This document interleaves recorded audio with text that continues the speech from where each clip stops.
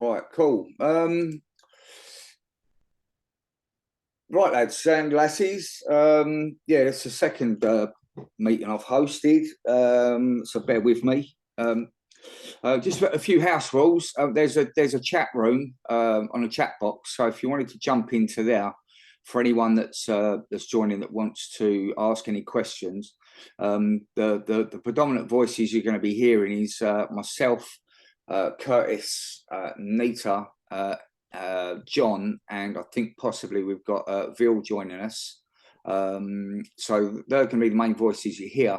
Whilst any conversation or topic conversation is going on, if you've got any questions or queries about that, just put the question query in the chat box. And if you wanted to come in and ask the question, just make sure you've got the question typed out so we know that it's on point.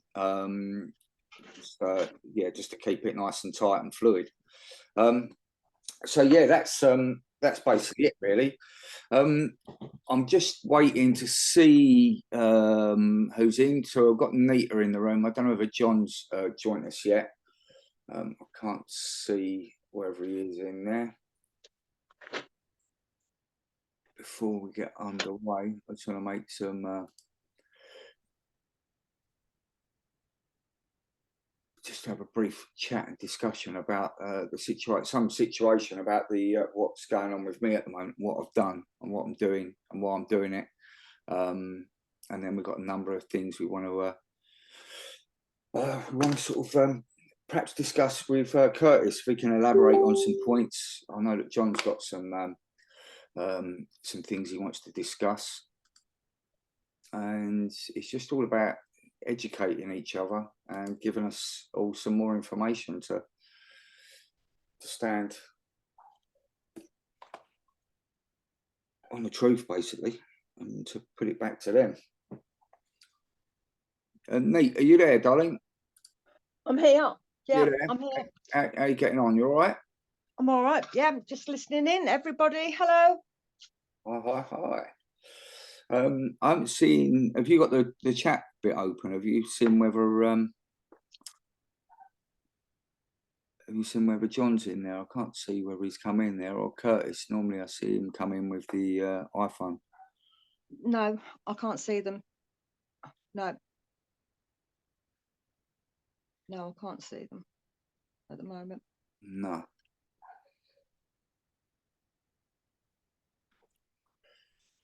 Well, yeah, because obviously I don't want to. There's no point me going into too much details with this topic of what's his name until they come and join us. I did speak to him a few minutes before, so I expect he's having a. Well, does everybody understand what this call is about? Do they understand what the subject matter is centered around? You know. Yeah, I mean, if obviously you've been following Kurtz's work for about 8 years now, Nita. So you sort of brought me introduced me into this knowledge and understanding. And the only way I can sort of describe it with my journey, the last 12 years plus direct with the system, it's been obviously unpicking and undoing and knowing deep down in my soul that something's not right and what they're doing is wrong, coming at it from all angles. The new knowledge is just, to me, this knowledge is the final piece in the jigsaw for me, which takes it right the way back to the beginning, literally back to the beginning from fertilization. Whereas I thought it was at the birth certificate was when you actually come into the world physically, but it's not. Well, this information is the showstopper, isn't it? It's yeah. I think Kurtis is here. I've just seen him sneaking. Holy crap. It was all I could do. I've never had to jump through so many hoops to get on this Zoom thing, ever. Well, unbelievable. The irony is the time you've come in there is just at the point when Nita said showstopper. That's it. That's the showstopper right there. I mean, this is really really fun. I mean really fun. What's happening now is what I'm seeing now is how simple this is, and we really need to keep it simple. I have people now all over the place, and this is not the fun part, by the way. They're picking up this idea of placenta. They're picking up this idea, and they're making up shit now. That's what I've learned. Now they're just making up shit. Their belief systems now are being applied to reality again, and they're going to distort it and screw it all up, and they're not going to get what they're wanting to get out of this. I listened to something for 2 minutes last night where this gal said, "Oh, the implantation is the spiritual blah blah blah blah blah blah." People are just making shit up now. Again, like they always do. They want to put their ideas onto reality. Listen, reality's easy. Dad's sperm fertilizes mom's ovum. The resulting product is the zygote. The zygote lasts about 1 day, 24 hours, and then it starts to subdivide within itself. When it subdivides within itself, it changes the name from zygote to conceptus. Now the conceptus, the subdividing zygote, the single cell zygote is now subdividing within itself, but it's still all one godly estate, all one godly estate. For the first 6 or 7 days, it's floating on the waters of mother, unattached to anything. But on the 7th day, roughly, it plants into the wall of the uterus, which lines up with Genesis 2, King James Version. On the 7th day, God rests. Well, on the 7th day, around that time, this conceptus plants into the wall, the uterine wall. And from that moment on, mom is the supporting character. Mom feeds you all the oxygen, feeds you all the nutrients, gets rid of all the waste through this placental product. On mom's side, it's an accretion, where mom actually creates a very special uterine lining to interface with your godly estate. That's what this is. The accretion is an interface with your godly creation, your godly estate, which is fully intact, completely. It doesn't mix with anything. Now, here's the thing. This call I heard last night for 2 minutes, some woman was out there talking about this, and she added all the spiritual nonsense to this. There is no spiritual nonsense. It doesn't take any beliefs at all for what I just described. It's part of nature. Nature doesn't require our beliefs. So what I'm getting at is don't get lost in the minutia of other people's wishes or desires or belief systems, because they're going to start attaching them to this too. It's too easy. It's too easy when you learn the truth all the way down. It's too easy. Don't start adding your ideas. And by the way, I'm blocking everybody that starts adding their color to this. Everybody. I don't want any toxicity to this simple truth. And seriously, I will block anybody that passes that crap around. Anybody. I don't care how much I care for you. If I see you passing that crap around, I'm blocking you. Yeah. Because you're part of the problem. Don't get sucked in to people's belief systems. It's too easy to do because you want it to be something more than it is. Nature is as much as you want it to be. It's beautiful all by itself. You don't need to add your garbage. Oh, Kurt, it's a silver cord. It's the spiritual realm. It has nothing to do with any of those ideas. It's very simple. Let's stick with reality so we can escape the fiction. That's what we're trying to do. We're trying to escape the once upon a time birth certificated fiction that is ruining, that has destroyed nature, that has destroyed reality, instead of adding our own ideas to nature. Oh, God, I'm so disgusted. Sorry about that. Here, I just got here. But again, people are taking this idea now. And they're pretending that they know what they're talking about. And they're going to ruin everything. Because more people will want to listen to that garbage than hear the simplicity of the truth of the matter. They don't want simplicity. They want it to be all bent and colored and magical. Well, there's nothing more magical than nature. We don't need to add our garbage. Anyway, sorry about that. Yeah, it's understandable, because that's exactly what happens. You find that people convolute and obfuscate clear and concise directions, information, and pollute it with a load of garbage, and then it just turns up, it loses the strength of the actual subject matter, the point you're trying to make or trying to expose, because of all the garbage they're putting on top of it. Which that brings me nicely into this, which is what I wanted to sort of open it up with because I'm ready now. It's ready. It's at a position now where I can privately, publicly discuss it. Now, this is a situation where my the birth certificated character was subjected to an alleged bankruptcy back in 2015, and I've been fighting it in the system with the rules and going against them since then. Spent a number of years in and out the Chancery Court, Royal Courts of Justice, etc., where it got to the point they put a CRO, and I've just not visited back again. I've just sort of left it. It's I put some documentation in and they didn't like it. They sent it back to me, and I haven't visited it again. But now, in like this new knowledge which I've got through the benefit of Nita, John, and Kurtis, and listening to numerous of your audio files, it literally is like the final jigsaw piece for me. It's just like the last bit on the missing piece that I needed. That's made. Yeah, I'll be there shortly. Get on down. Sorry. Oh, sorry. Can if anyone comes in new, you just be able to mute yourself, please. Sorry about that.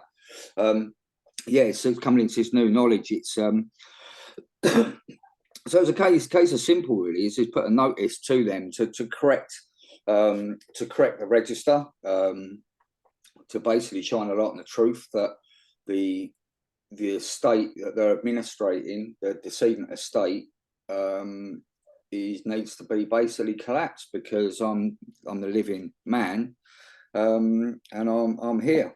So you can't have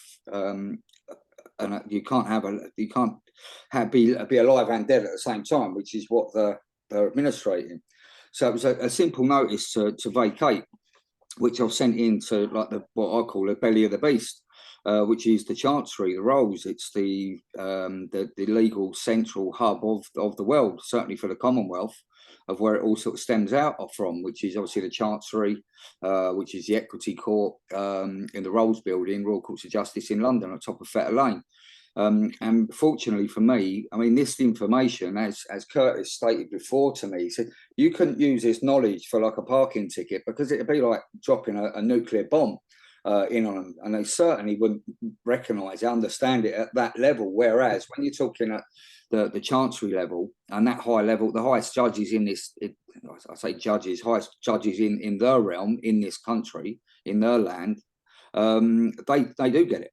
So it was a perfect place, because this case was live, or their case was live, that it's a suitable place to put it, which is what's been done. And it's a simple order to vacate, putting them on notice that every unnatural attachment, real, presumed, or otherwise, upon my personal and private godly estate at any point from fertilisation to last breath is a trespass.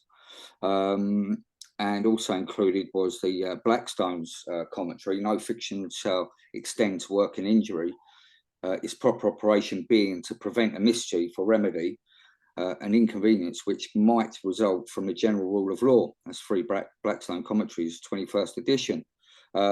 Given them basically 10 business days to respond. And on the back of that, because obviously it's not just that court that assumes they've got jurisdiction, well, they have got jurisdiction over the birth certificated character, because that's the entity which they created that they've made us inadvertently through their realm responsible for all the taxes and liabilities. So it wasn't just them. Obviously, you've had to notify the other relevant parties, which are His Majesty the King Charles III, the First Lord of the Treasury, which is Sunak, Office of National Statistics, obviously for the Public Register, Sir Ian Diamond, Archbishop of Canterbury, Justin Welby, Registrar General, Abby Tierney, the Attorney General, Victoria Prentice, the Lord Chief Justice, Baroness Sue Carr, Police Commissioner, Metropolitan Police Commissioner, Mark Rowley, and the alleged trustees in this alleged bankruptcy. Now, that was obviously noted to them, handwritten, sent to them, and I haven't actually put the name that they've assigned. It's got the author, which is Tobe H. Lee.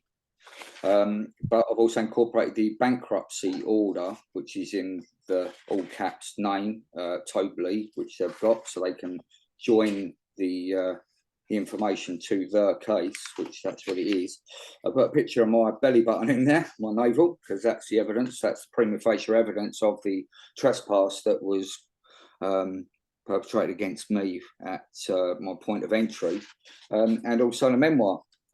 So I've noted all 9 individuals with some directions to each and every one of them that was put on notice, stating please adjust all accounts and or records subject to this particular knowledge, which is truly a matter of life or death, and enclose the aforementioned documents. So knowledge of circumstances, none of them can say they're not aware of who I am, who's coming forward.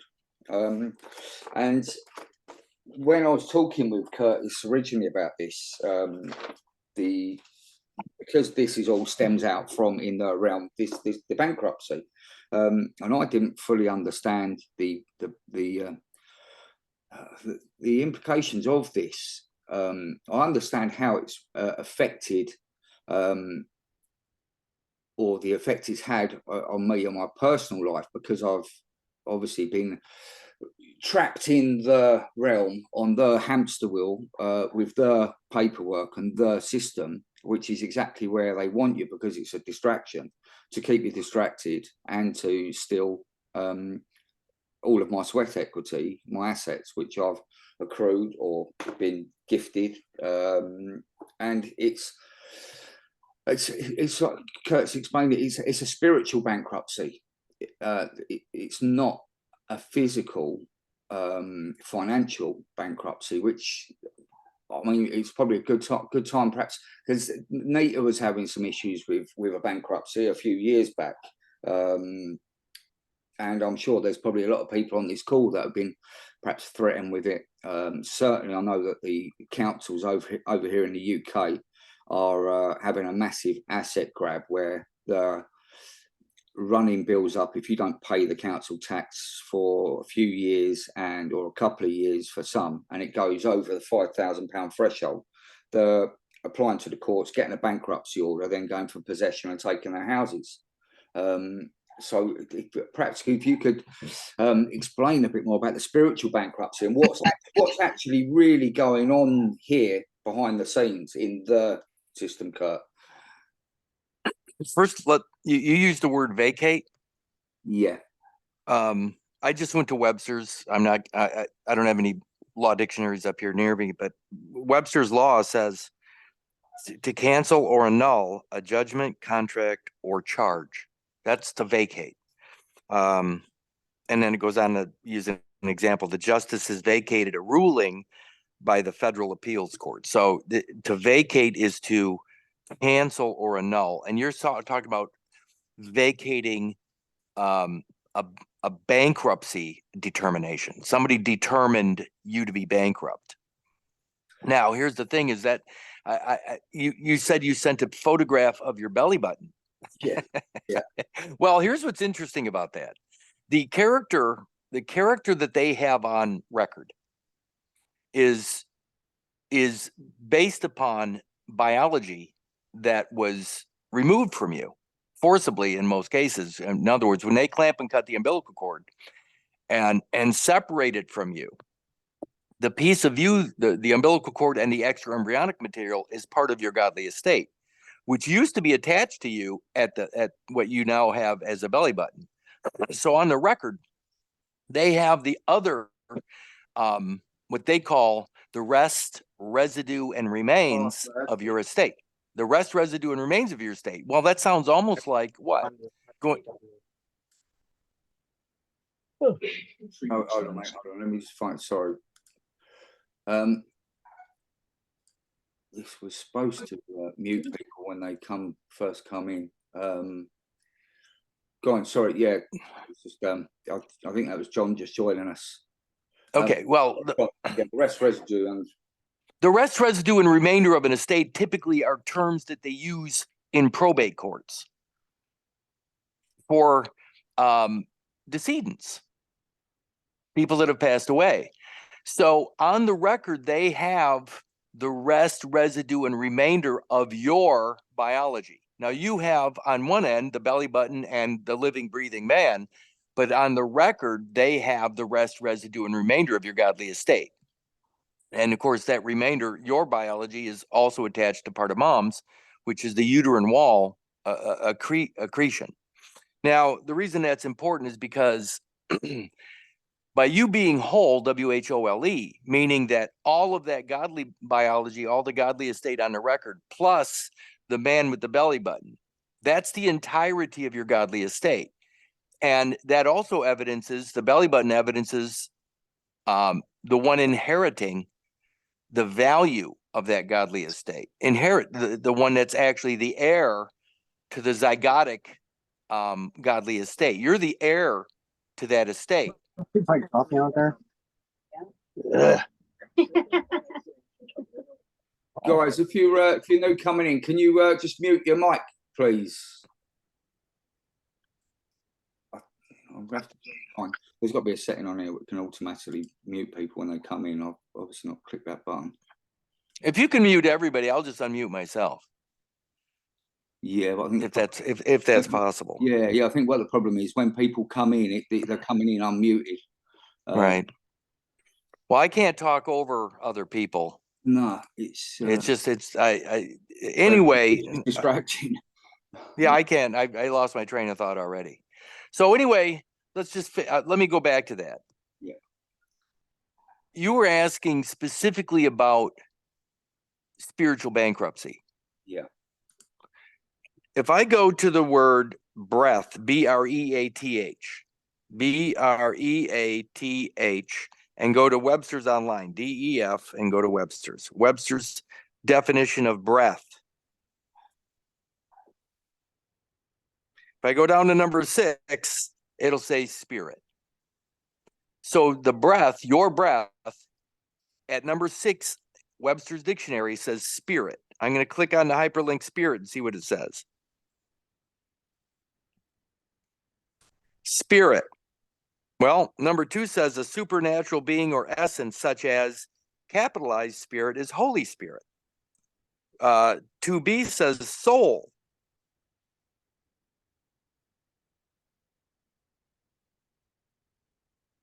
And if I keep going down far enough, if I go down to number 14, Christian Science says spirit is God. So breath equals spirit equals God, meaning the life force behind your body. Well, the question then is, the character that they have on the record, the material that was cut off of you, is it breathing? Does it have breath? No. No, it's devoid of breath. It's devoid of spirit. It's bankrupt of spirit. So the character they have on the record, which is why they call it a decedent for many reasons, but it's a decedent, it dies. So it doesn't have a living heir. You're the heir. And the belly button evidence is that. The problem is nobody ever comes forward and claims the rest, residue, and remainder. Nobody ever actually, you can't really claim it. Let's be clear about this. You can't claim it because it's not missing. You're still using it. The biology that you began with at fertilization is this exact same biology you're using today. What they did is they cut a piece of you off as a trace, like a trace. There's a trace of Toby out there somewhere. Well, they put that trace on the record. But that trace is not alive. It's devoid of spirit. So it's spiritually bankrupt. It's a decedent. If it's a decedent, and that's the birth certificated title. That's the birth certificated character. And if everybody's using that decedent character for everything they do their entire life, think about this. If I use the birth certificated decedent for everything I do, then all of the energy, my energy, goes into that character, that decedent character. All of the things that I earn in my lifetime goes into that character's trust account. I don't have access to it. Remember, I'm a dead man. I'm a decedent character, or I'm living through a decedent character that requires administrative process. I can't get to anything I do because I believe I'm that character. There's a law maxim. Let me dig it up real quick. There's a law maxim, and this is right out of a collection of legal maxims in law and equity. It says, "Allegans suum turpitudinem non est audentis." One alleging his own infamy is not to be heard. Let me say that again. One alleging his own infamy is not to be heard. The birth certificated character is infamous. I'm going to go to the word infamy real quick, and then we can keep going. But this is the answer to your question. Infamy. I'm going to go to Webster's infamy.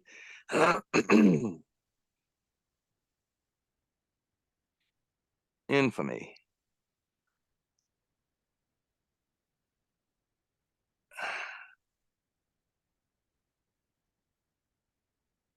DEF. Webster's. All right. It says infamy. Evil reputation brought about by something grossly criminal, shocking, or brutal. 2 says an extreme and publicly known criminal or evil act. And then 2B says the state of being infamous. So going back to the legal maxim, one alleging his own infamy is not to be heard. I'm going to go to the word infamous just for the heck of it. It says having a reputation of the worst kind, notoriously evil. Now remember, evil, E-V-I-L, is a mirror image of live. So it's the image of live. So either you're alive and living, or you're the image of that, which is E-V-I-L, evil. Goes on to say, causing or bringing infamy, disgraceful, devoid of grace. And again, the grace of God is life. So when you claim the birth certificated, spiritually bankrupt character, that's infamy. And it says, one alleging his own infamy is not to be heard. So that birth certificated character is a birthday. When they ask you for a birth date and you give it, you're admitting to the infamous, and then from that moment on, you can never be heard. They won't listen to you. Your voice, you don't have a voice. So you have to go through the bar association as a middleman in order to be heard, because you've already admitted to a crime. You've separated yourself from God. It's that simple. That's why you're disgraced. You've separated yourself by a choice, claiming the birth certificated character, rather than your origin beginning at fertilization, rather than being 100% responsible for yourself. You've chosen to stay at the level of infancy and to be taken care of by the state. Now, you may not know this, but it's all true. And that's why the bankruptcy is devoid of breath. It becomes a decedent estate, and you're bankrupt now because you're not connected. You've been disconnected from your godly estate with the cutting of the umbilical. With the rising of the record, the birth certificated record evidences you cut off from your inheritance. So now, not only does it evidence a decedent or devoid of breath, which is God, you're also separated here now from all of your energy, all of your inheritance, which also makes you bankrupt financially. So again, there's nothing good about a birthday. There's nothing good about the Gregorian calendar character. There's nothing good about civil society, because civil society is predicated or 100% based upon the birth certificated character. They got us to agree to give up everything. We're bankrupt the moment we claim the birth certificated character on more than one level. So everything they do in those courtrooms at any moment, they can say, you're out of order. He's out of order. Why are you out of order? Because you're claiming a birth date 280 days after creation. That's out of order. That's a different beginning altogether. It's a beginning of a narrative.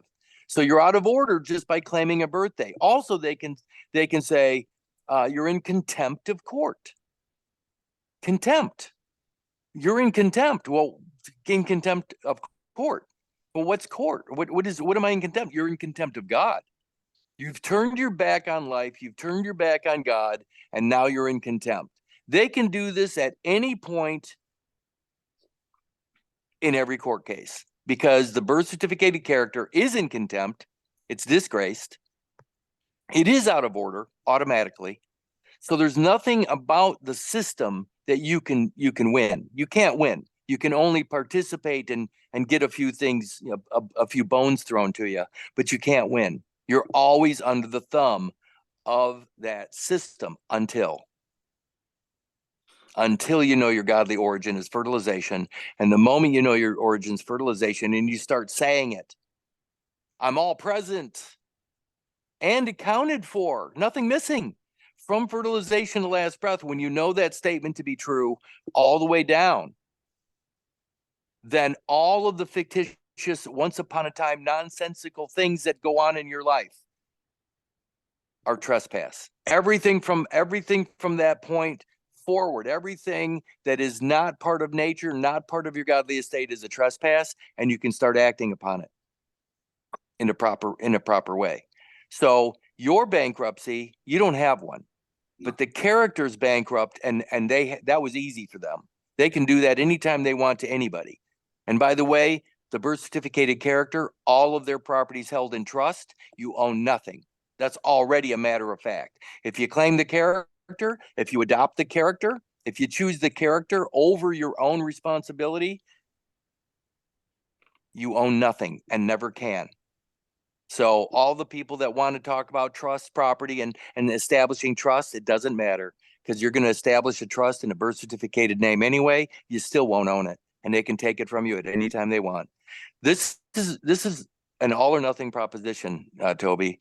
Either you're living from fertilization to last breath, or you've accepted the administrative process. You recognize your own shortcomings. Literally shortcomings, and you've chosen to be watched over by other ministers, so to speak, the ecclesia. Anyway, that was long-winded. I'm just telling you that you're not bankrupt. Your belly button evidences that you're here now, and that you want this situation to be known as a mistake on their end, and realistically, you just want them to fix it because you didn't break it. Yeah. You're not at fault. Somebody else is doing this, and it's none of your business, by the way. What they're doing is actually none of your business unless you get involved with their business.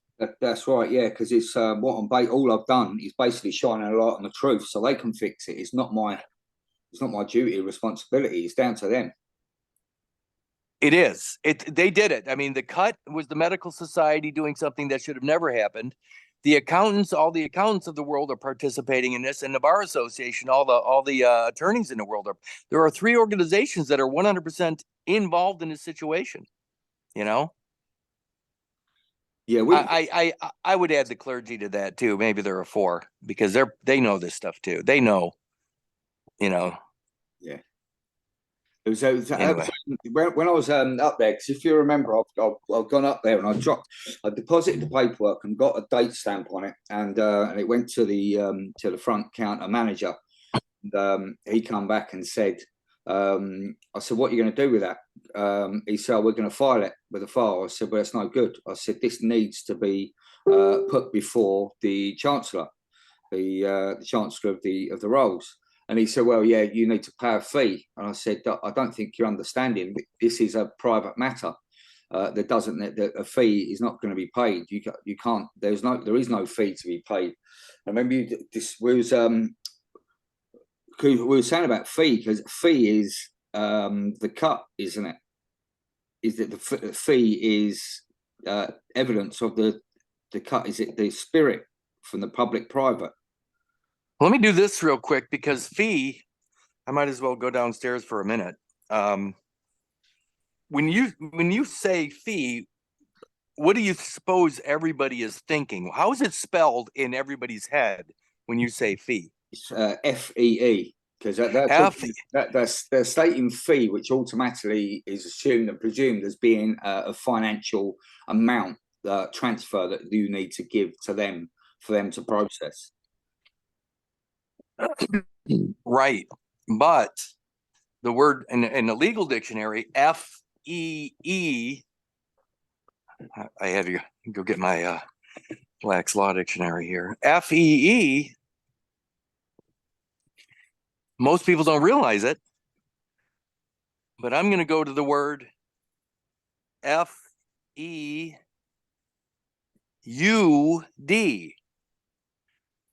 And it says here,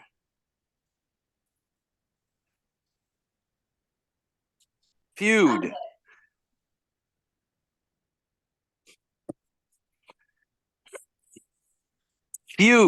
Feudal law.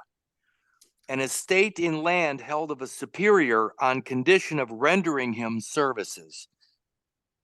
An inheritable right to the use and occupation of lands held on condition of rendering services to the lord or proprietor, who himself retains the property in the lands. Now, everybody's going, Kurt, what is a feud? What does feudal law have to do with fee? Well, right down below that paragraph, it says, in this sense, the word is the same as FEOD, FEODUM, FEUDUM, FIEF, thief, and finally FEE. So a fee is an estate in land held of a superior on condition of rendering him services. A fee, again, is an estate in land. Now, I know what the fee is. I know what they're talking about. I know that the land they're talking about is the maternal wall accretion. That's the land. It's the land of mother. It's the motherland. And so they're saying that's the fee, but it's also a feud. And what's the word feud is also what? A war. Yeah. So when you hear the word fee, it's an estate in land, but also it's a feud. And it's subject to feudal law. What's really weird, it goes on to say in feudal courts. Now I'm talking about FEUDAL, because I just talked about the word feud meaning fee. So if there is a fee, FEE, which means fief, as in fiefdom, yeah, it also means feud. And so when you go to feudal courts, what's really weird about this, it says the growth of the jurisdiction of the king's court removed the necessity for feudal courts. All the incidents of the feudal system came to be regarded in a commercial spirit as property. A commercial spirit as property. What's the commercial spirit? It's a vessel, it's a boat driven by your breath, by your spirit. And so they created a commercial vessel for commercial waters based upon your deposit, your biology, because the biology that was left behind when they clamped and cut the cord is actually the boat you came in on. It's the Ark of the Covenant. It's the Ark, like Noah's Ark. You're Noah, and the boat that surrounded you in the womb is the Ark of the Covenant, your direct link to God. And when you left that behind, that Ark was considered derelict or abandoned or a shipwreck on the land of mother, like an island. So they're speaking specifically of biology, but the fee. Now, what did he say to you? That you had to do what? Deposit a fee? Yeah. Well, that deposit, that biological deposit, is what I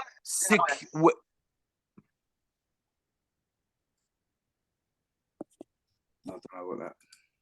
it's all right. That deposit is what secures you in the public. Yeah.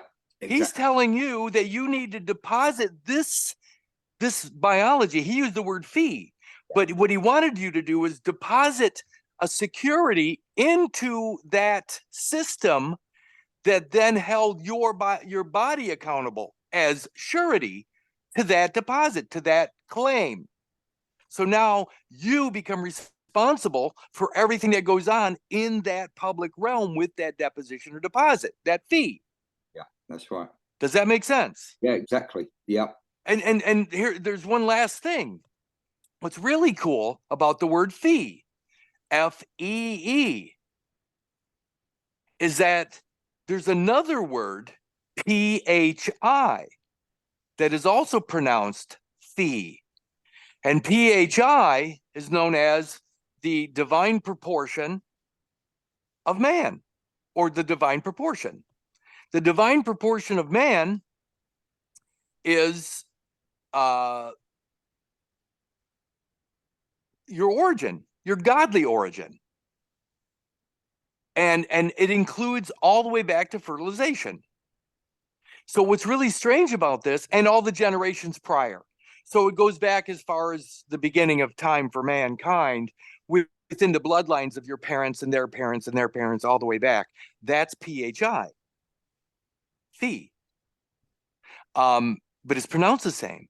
So again, when he says you need to pay a fee, well, it means what it means in the law books, but it also means biologically you have to deposit this character, this material, same stuff. It means exactly the same thing. It's pronounced the same, but Yeah. what you're doing is you're putting your life on the line. And I mean, biologically, you're putting your body on deposit with that fee. So you can then speak in the public realm, but you're the surety. Yeah. Your biology is the security to the public realm. Yeah, which is But what happens when you want to remain private? You don't right. have to pay a fee. That's right, and that's exactly what I said to him, because he even tried saying, "Look, we'll get you an EX160, which for everyone that's listening in the UK or outside the UK, an EX160 is a fee remission form where you can put in your national insurance number. Funny enough, to put in there, and the fee is taken out of your annuity." Estate, bond estate, your national insurance estate, and that's where the fee's taken from. So he even tried tricking me into filling that in, because then that would have then put me into it. And I said, I don't think you understand. This is a private matter. And it has been, as far as I'm aware, it's been processed and it's been passed up. Now, there was something, obviously, you were talking about the middleman in relation to the Bar Association. Now, I think that's it's very relevant, because this information, this knowledge, and this unpicking, once everyone realizes they haven't got a birthday, that's it. Barristers, solicitors, they're numbered, because the truth will end it. Because the Bar Association, apart from I know them as being prostitutes, soliciting for business, and obviously professional liars. But once the light has been shone onto the truth and they've fixed it, there's no money left, because you've proven life, and it's a decedent estate, isn't it, that they're accessing, or they're running up in the public. They're running the public. It's putting in the public debt. The Bar Association, I'll tell you a quick story. Years ago, probably 13 or 14 years ago, my wife and I actually hired some attorneys in town on the case where I was tasered or tased back in 2009 or 10.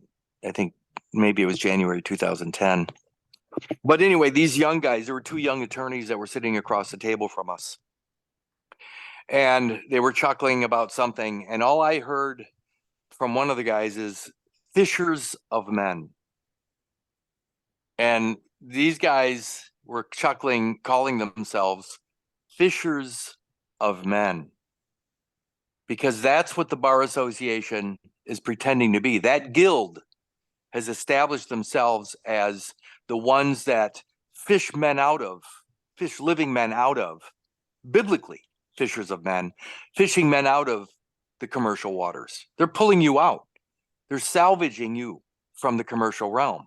And so they get to pretend that they're helping, because that's how it's sold to them, is that they're helping these ignoramuses, these people that are ignorant of the truth. They're ignorant of the law. They're ignorant of the law. And these guys, these attorneys get to help them. This bar guild gets to help them pull themselves together. Now, when I say the law, I mean the law. And people go, well, what's that? Statute code? What is it? The, T-H-E, if you go far enough down, it means theos. It means God. The means God. Theo, the, God. And so the law is God's law. Now, God's law begins at fertilization. It doesn't begin with a birth certificated man-made character. It begins when life begins, and life begins at fertilization. That's God's law. Well, what's really weird is that when they clamp and cut the cord, the umbilical cord leads back to your extra embryonic material, and that extra embryonic material evidences your link to God. So when they clamp and cut the cord and they take that, when the hospital takes that material or when the church takes that material, that is your link to God.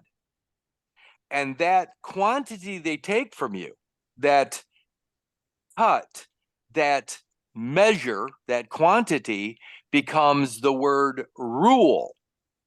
Let's say they cut 1 inch off the umbilical cord of everybody. Let's say they take 1 ounce of something, one metric something, because they're doing this metrically, by the way, some quantity from everybody. And they're saying that quantity is the measure of the man. That quantity is the rule of law. So they're using the afterbirth material as the rule of law that evidences your godly origin, but you've been disconnected. You are disgraced from God because you've chosen to adopt a man-made fig leaf birth certificated character rather than go back to your godly origin and be responsible for your life. That's how simple this is. It sounds difficult, but it's not. From fertilization to last breath, you're the only one responsible for your life. But when you take a collective or birth certificated character and become part of the public, you have chosen to abandon your throne, your kingdom, to the public. You've abandoned your own authority. You've abandoned your responsibility to self, and now you've allowed yourself to become part of the collective, the communistic trust, and so now you're just like a child, an orphan that is being taken care of by some public parents. Mom and dad are out of the picture because they were biologically connected to you. Once you claimed a birth certificated father or birth certificated character, now you're just another orphan in the system. So again, the rule of law is that measure cut off of you, which links you directly to God. And what the Bar Association is doing is they're taking that piece and they're using that fee for themselves, and they're saying only through us can you get back to God. So they're placing themselves between you and God with the rule of law, that biological measure cut off of you.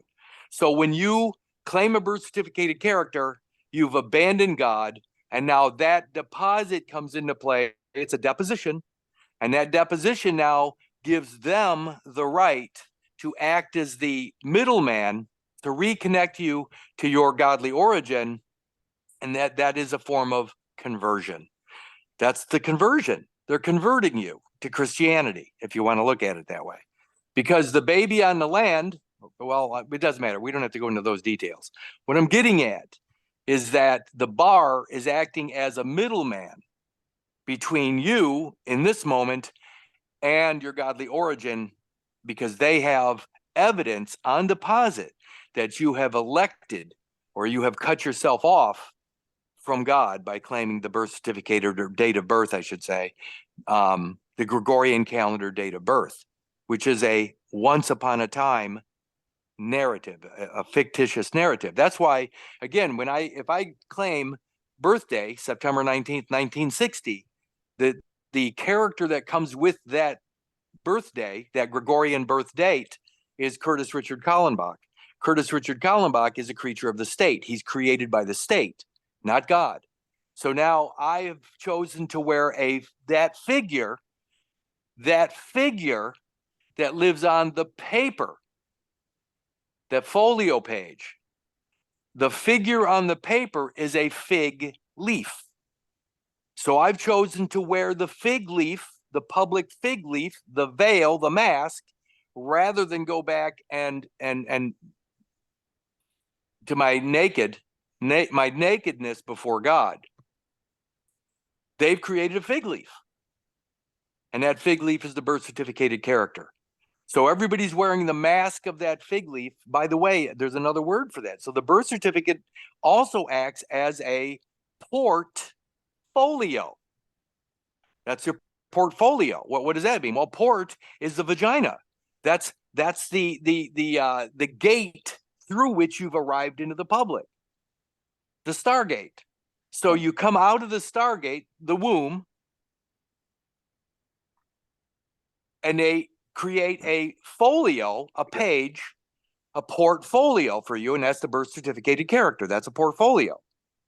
So all this stuff, when you understand that your godly origin fertilization and your last breath 85 years later out on the land, that's your life. And that's one life. It's one single lifetime. There is no in the womb unborn version of you and an out of the womb born version of you. There's just one godly estate. And that's what you're doing, is you're pointing that out. You're shining a light of truth upon fertilization and last breath. And these guys, what's going to happen is their fictional realm is going to collapse in that light of truth, at least with you. Most people don't give a shit about this stuff, Toby. Most people they don't care. They want to find some way to take advantage of everybody else because that's what the blood pool is all about. Going into getting a loan for something that you can't afford, you're basically stealing energy from your neighbors. All credit in this system is based upon a blood pool where everybody suffers equally. So if you learn how to administer, to manipulate the system better than other people, you're just drawing more blood out of the pool. That's all you're doing. You're drawing more blood out of the pool. It's still everybody's blood. So as far as I'm concerned, that form of credit, that blood pool credit, that blood-based credit system, I don't want any part of it. Sorry, probably my dog just decided to get up and have a Do I hear a dog drinking water? Yeah, he do. Yeah, he just decided to get off the sofa and come over. Oh my God! I know he's probably making you thirsty of all this talking, Kurt. You can stop for. I'm just going to read out a couple of comments from Trevor. It's relative to what we was just talking about. So religion and the Bible are man created. Feudal law brought feudal courts, driven heavily by Henry VIII. Great Bible was commissioned and overseen by Thomas Cromwell, the then king's chief lawyer. The Bible is the biggest false instrument in the courts to manipulate the masses. Henry VIII declared himself God on earth. Thus, in court, his feudal court reps were called my lord. Whole religion is a fiction fallacy to control the masses. The RCJ, Royal Courts of Misjustice, again, is a big false church. If not been there, look up the Royal Courts of Justice. You can see it's a Masonic cathedral. Judges, police, MPs all swear an oath to the Crown. Crown is doing mass fraud. God is man-made fiction. Now, Was that a comment? Was that a comment in the? This is a comment in the chats. Yeah. Well, first of all, understand what Christmas is. Christmas, CHRIST space MASS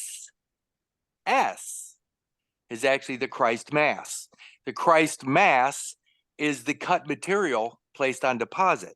So the material, the mass, the matter of the public that's what that is. That's the Christ Mass, because everybody has allowed themselves, their consciousness to be separated from their body. That's the Christ Mass. So every 25th of December, everybody celebrates Christmas. They don't recognize the fact that that action, that celebration is annual. It's an annual celebration. Now, I don't care if it's pagan or whatever they want to call it. Doesn't matter to me. All of that stuff is fictitious. All of it's fiction. None of it matters to nature. Nature doesn't care about Christmas, doesn't care about anything, because it's not relevant to reality. So Christ Mass is that the collective willingness to believe in the blood pool, or to sacrifice oneself for the blood pool, the so-called greater good. What's interesting is that they created a character that correlates or coincides with the Christ Mass, and that is Santa Claus. Well, the Santa Claus, the Saint Claus, is an insurance policy rider. It's a rider policy. It's the Santa Claus, which it correlates with the Christ Mass. So Santa Claus, the 25th, the same day as the Christ Mass is celebrating, the Santa Claus kicks in to ensure that those masses. That's the gift. The gift is what? It's the collective. It's to be able to write off, if you know how to manipulate it properly, to write off the expenses collectively, or if you know how to, like I said, if you know how to manage this stuff. But you know what? All of that nonsense is toxic. It's toxic because everybody's suffering together. And I mean, that's when people go, well, we're all in this together. No, we're not. Never include me in your mental illness or in your insanity, because that's what's happening here. They have everybody believing that we're all in this together, and we're not. My government is upon my own shoulders. I don't even know what government you guys are talking about. When somebody says the government's taxes, or the citizenship of that government, I don't even know what you're talking about, because my government's right here with me. I'm a self-governing entity. So when they talk about the government, I don't know who they're talking about. I don't understand any of that. When they talk about taxes, my government doesn't tax me. My government doesn't tax me. My government's upon my own shoulders. By the way, that's Isaiah 9:6. And the government shall be upon his shoulders. That's me. I'm intact. I'm whole. WHOLE. Even there, Jesus says at Luke 5:31, they that are whole need not a physician. I don't need a prescription. I don't need to be fixed. There's nothing wrong with me. So my government's on my own shoulders, and my government doesn't tax me. I don't even know what you guys are talking about. I understand none of it. What if the world woke up to such reality? I'm pretty sure that the squirrel that I'm watching out there burying those nuts, he's not shaving off 10% of that nut to give to some church as a tithe. He's not shaving. Or wait, or maybe he is. Let me watch him a little closer. Nope, he didn't. He buried the whole nut for himself because he needs that nut for him and his family. Communism doesn't exist in nature. Capitalism doesn't exist in nature. None of it does. The other, what is we said about the judges, police, MPs all swear an oath to the crown. Now, what is the crown? I mean, the crown doing mass fraud, but how can you, when they say you swear an oath to the crown, I mean, my head's my crown. When you were coming out of the womb, you were supposed to, I mean, that's a form of crowning, but the coronation never happened.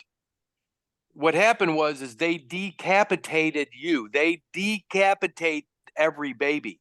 What does that mean? They cut off the baby's head? Well, kind of, not at the neck. Remember, the word head also means the front or the beginning. So when they cut off your head, they didn't cut off your head off of your neck, off your shoulders. What they did is they cut off the font or the fountain or your origin. They cut you off from the head, from your origin, and that's God. So now they have the head on deposit. The chief, they have it on deposit because that original material is the head or the font, the beginning. Yeah. So that's it's a form of decapitation.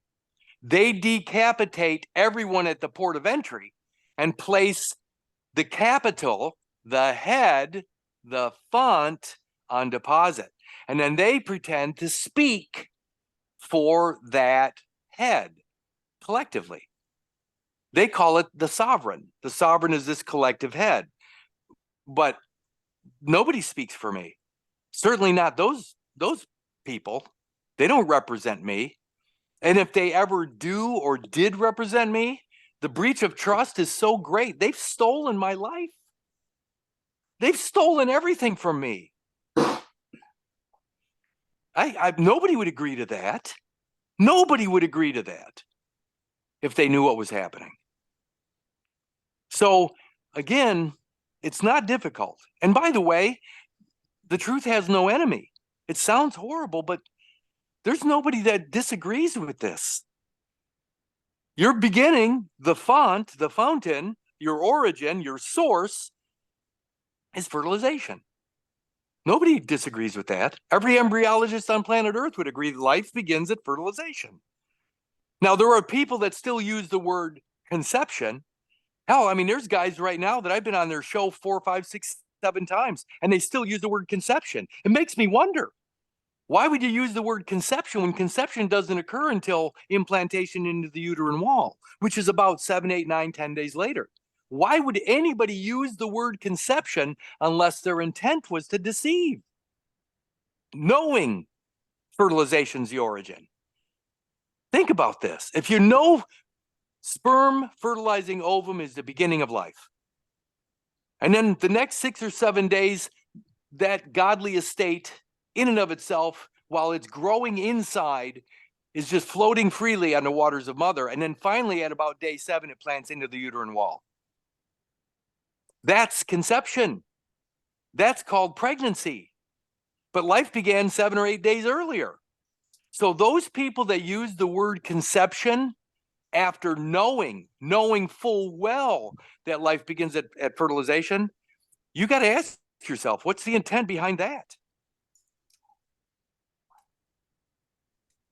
I used to get mad, but now I just don't care anymore. I mean, if you're using the word conception,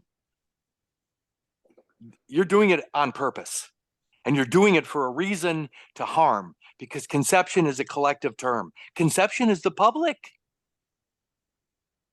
Conception is the public.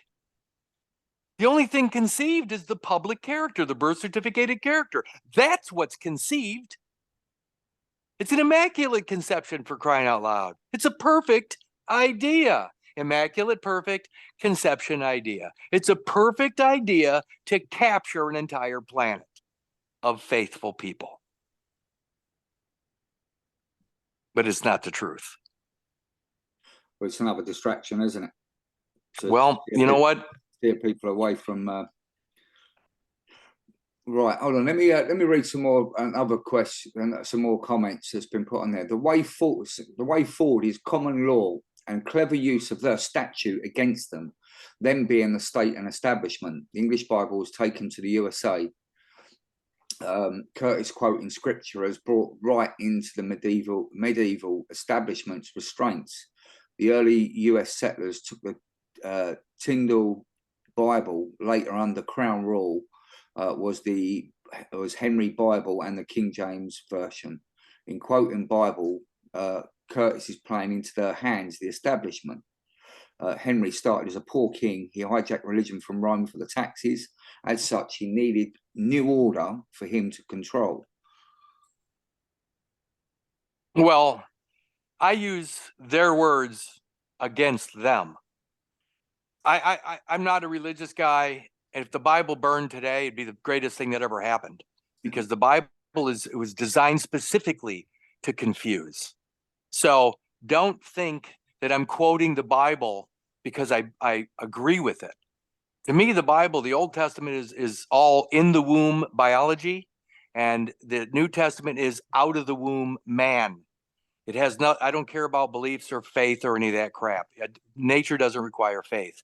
The problem is, you just use the word common law, whoever you are, and the common law is even worse than the Bible, because at least the Bible will take you back, all the way back, if you use it properly. Common law does not. Common law doesn't agree to absolute ownership. Common law does not allow for absolute ownership. So if you're using the common law, that's even worse than the Bible, because at least the Bible will get you back to the beginning biologically.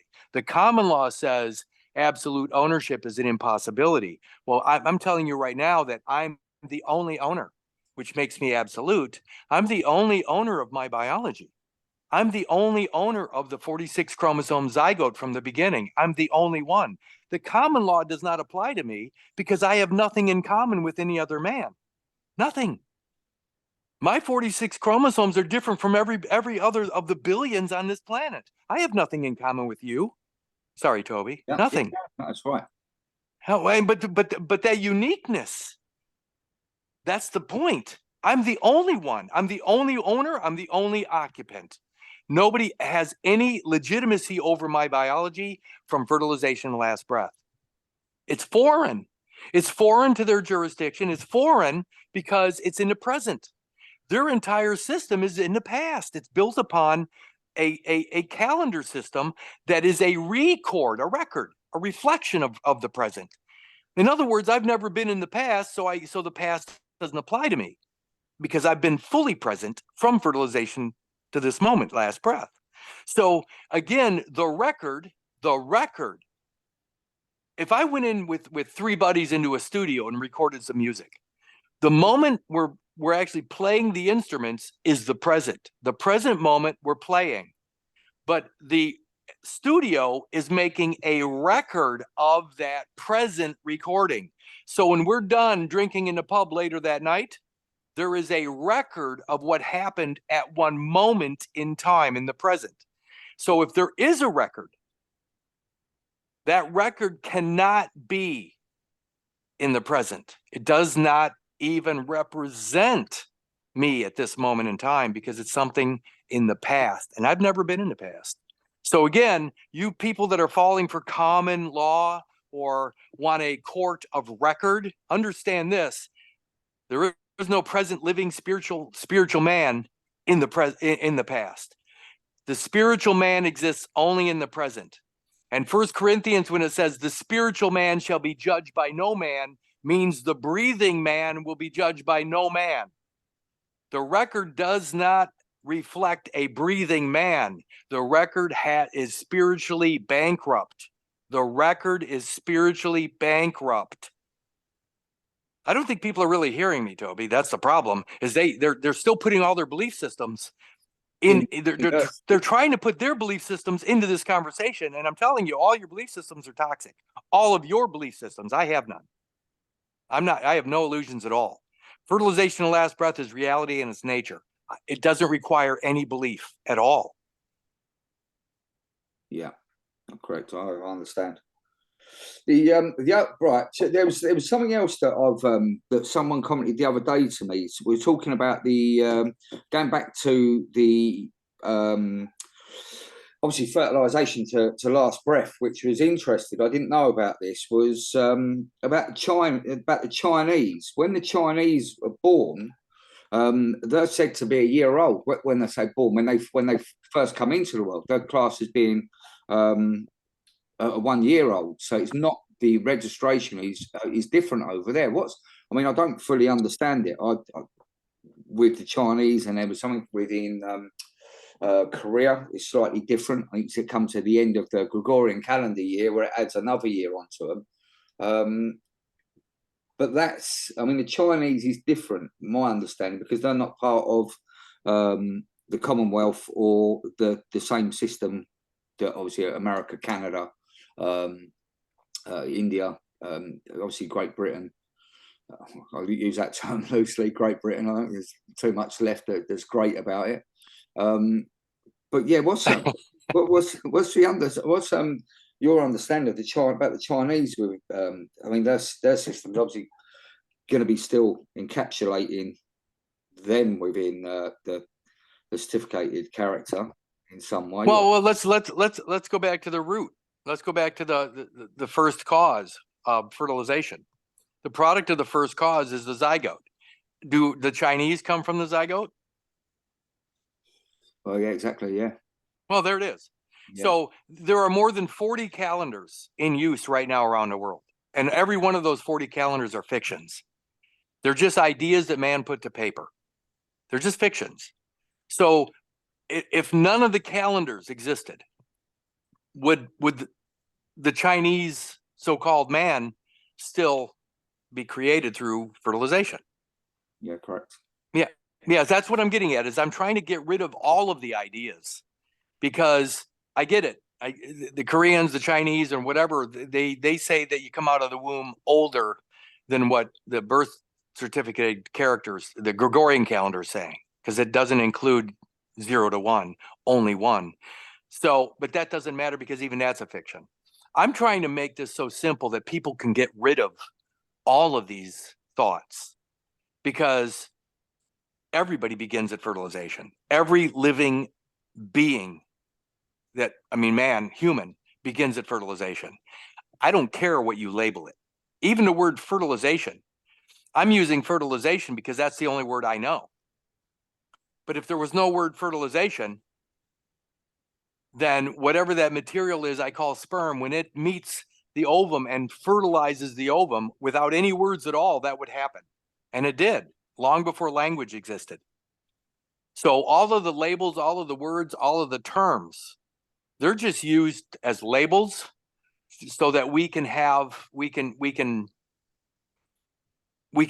communicate ideas. But the reality is, it doesn't require any words at all. Whether you call this thing sperm and that thing ovum, doesn't matter what you call it. When this thing fertilizes that thing, I don't care if you use the word fertilize, life begins. Yeah, start of life. So we really need to stop trying to outsmart nature. And we need to really get rid of all of our beliefs, because there's going to be people arguing that the common law this, or that statutes are, they mean nothing to me. Nothing. They're all trespass upon my godly estate. All of them. Everything you're trying to force upon me, well, the common law, that, you know what? That's a trespass. Yeah. You're forcing me into a common situation. That's a trespass. So as far as I'm concerned, all of the ideas, all the mix-ups and all the arguments that people are going to get in over this stuff, that's their problem. Because everything I say works with every living being. Everything. Think about that. I can go anywhere in the world and accept everything that's going on. But most of the world have belief systems that will divide us all. Yeah. And that's all this is. This is divide and conquer. How many different versions of Christianity are there? 400 around the country, around the world? It doesn't matter. They're just ideas, and none of them are true. None of them are true. Again, I always look out at nature. I look out at the squirrel and go, oh God, I wonder if he's going to go to church today. No, he doesn't think anything about that crap. And I mean crap. What they did, Toby, Yeah. I believe what they did was to try to find a way to label consciousness. In other words, you know, the 10 Commandments, thou shalt not covet thy neighbor's wife. What does that mean? You know, you shouldn't be thinking about your neighbor's wife or your neighbor's husband. You know, that's really not for you to be thinking about. It doesn't even matter if you act upon it. You shouldn't be thinking about it, because if you're thinking about it, there's a chance you'll act upon it. Well, that's consciousness. By the way, animals don't think about it. They just do. They just act. So imagine a world where everybody's just doing exactly what an animal would do. That's not anarchy, because anarchy at least is self-governance. It's the ability to self-govern. We're talking about no governance, where you just do what the animals do. And that's what I believe they tried to do, was create a world through Christianity or whatever, where they identify those people that are conscious of your property lines, your godly estate. My godly estate begins at fertilization and ends with the last breath. Everything I create through that godly estate is my private property. Toby, you don't get to act upon it, including my body, my physical body, everything I create with my own hands. You don't, if I hammer out a horseshoe, that's my horseshoe. Just because you're bigger and stronger than me doesn't mean you get to come and take it. You might do that if you're the animal, but when we're conscious of each other's limits, private property, we wouldn't act like that. I think that's what Christianity is supposed to be. I think it's supposed to help. They call it Christ consciousness or whatever, where we identify each other, our neighbor. We love our neighbor as ourselves. In other words, I love myself. I love my godly estate. I love my time here. And because I do that, I can look in your eyes and go, he must feel the same way about his life. And when he feels the same way that I do, he won't trespass on me. That's Christ consciousness or consciousness. I think that's what they were trying to get us to get to, is the point where we recognize each other and our property, our private property. Don't get me wrong, they found a way to steal everybody's property through that system later on.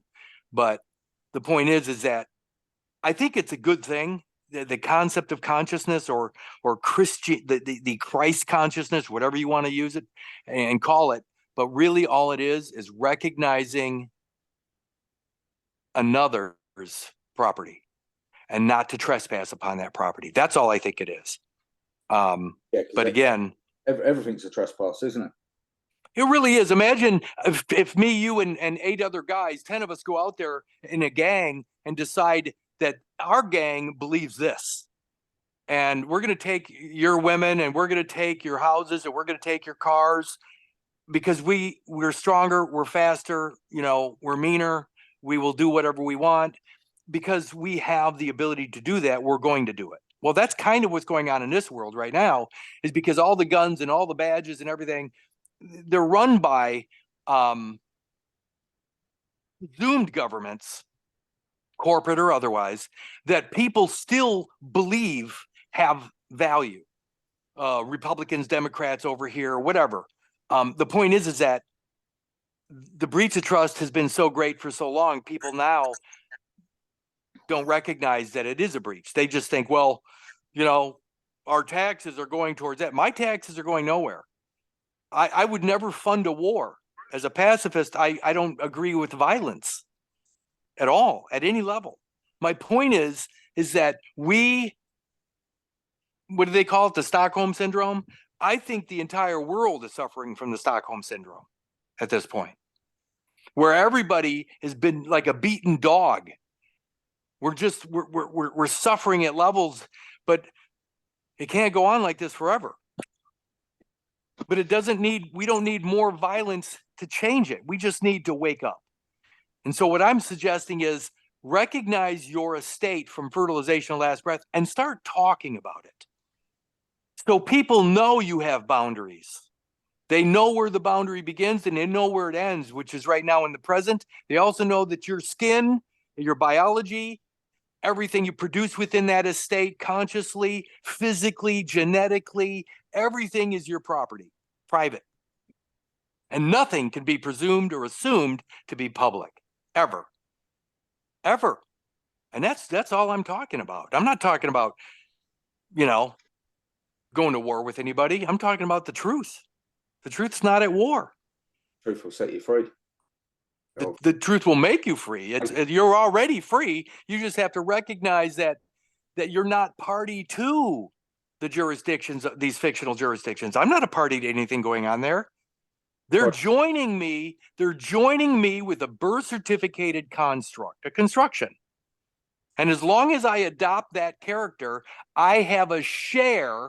Remember, this is a stock share in a corporation, whether the corporation is the United States or England or whatever these corporate things are. They're saying that I have a stock share, a share within that corporation. So I'm now subjecting myself to those corporate laws or those bylaws. That's all fiction. That's all fiction. And it's a trespass if acted upon against me at this point, because I don't want anything to do with that war machine or that banking system where it's all predicated upon, you know, fetal afterbirth tissue, you know, to pull me in through joinder through this infancy into their banking system. I don't want anything to do with that. That's an abortion. There's nothing that I can see that is good that comes out of a system where peace, what they call peace, begins with an act of violence. Think about that. Peace begins with an act of violence, the violence upon an innocent newborn through the clamping and cutting of the cord. And then, of course, they put that peace on deposit. Well, let me tell you something. In the First Amendment to the United States Constitution, they talk about peaceable assembly, the right of the people to peaceably to assemble. Well, guess what? My peaceable assembly began at fertilization between the sperm and the ovum. That's my peaceable assembly. And it's been going on since then. Since then. Today. All the way up to this moment, all day today. All day today. And finally, one last thing I'll say about the concept of today. It used to be written when you used to see the word today. Today, you'll look it up and it'll be TODAY. But in the older writings, it would be TO-DAY, because it meant back there all the way to day. From there to here, all one day, today, one day. Because we exist only in the present, and the present is today. What they did is they created a character frozen in time, a sort of a frozen asset based upon the Gregorian calendar. The Gregorian calendar never moves in the present. It's frozen in time. I'll say in the case of Kurtis Richard Kallenbach, it's frozen September 19th, 1960. It never moved. It's a fixed position. It's in a fixed position. That's not me. I've been present the whole time. My presence evidences that's a false or a mischaracterization of me. Ultimately, it becomes what? What was the word? Well, it is a trespass if they act upon it. But again, I'll finish with this. It goes back to allegans suum turpitudum non est audentis. One alleging his own infamy is not to be heard. The moment you claim that birth certificated character, it's over. It's over. You have adopted their public character. Right, I've got we've got Nita's got some things on the freight. We'll have a bit of a subject change, and hopefully that's clear. I mean, I don't think you can get it any more clearer than that. that's just, yeah, that's as in a nutshell. Now, yeah, I mean, And the nutshell is actually the extra embryonic material, the nutshell. The shell of the man that has been forgotten evidences the nut. The nut case. yeah.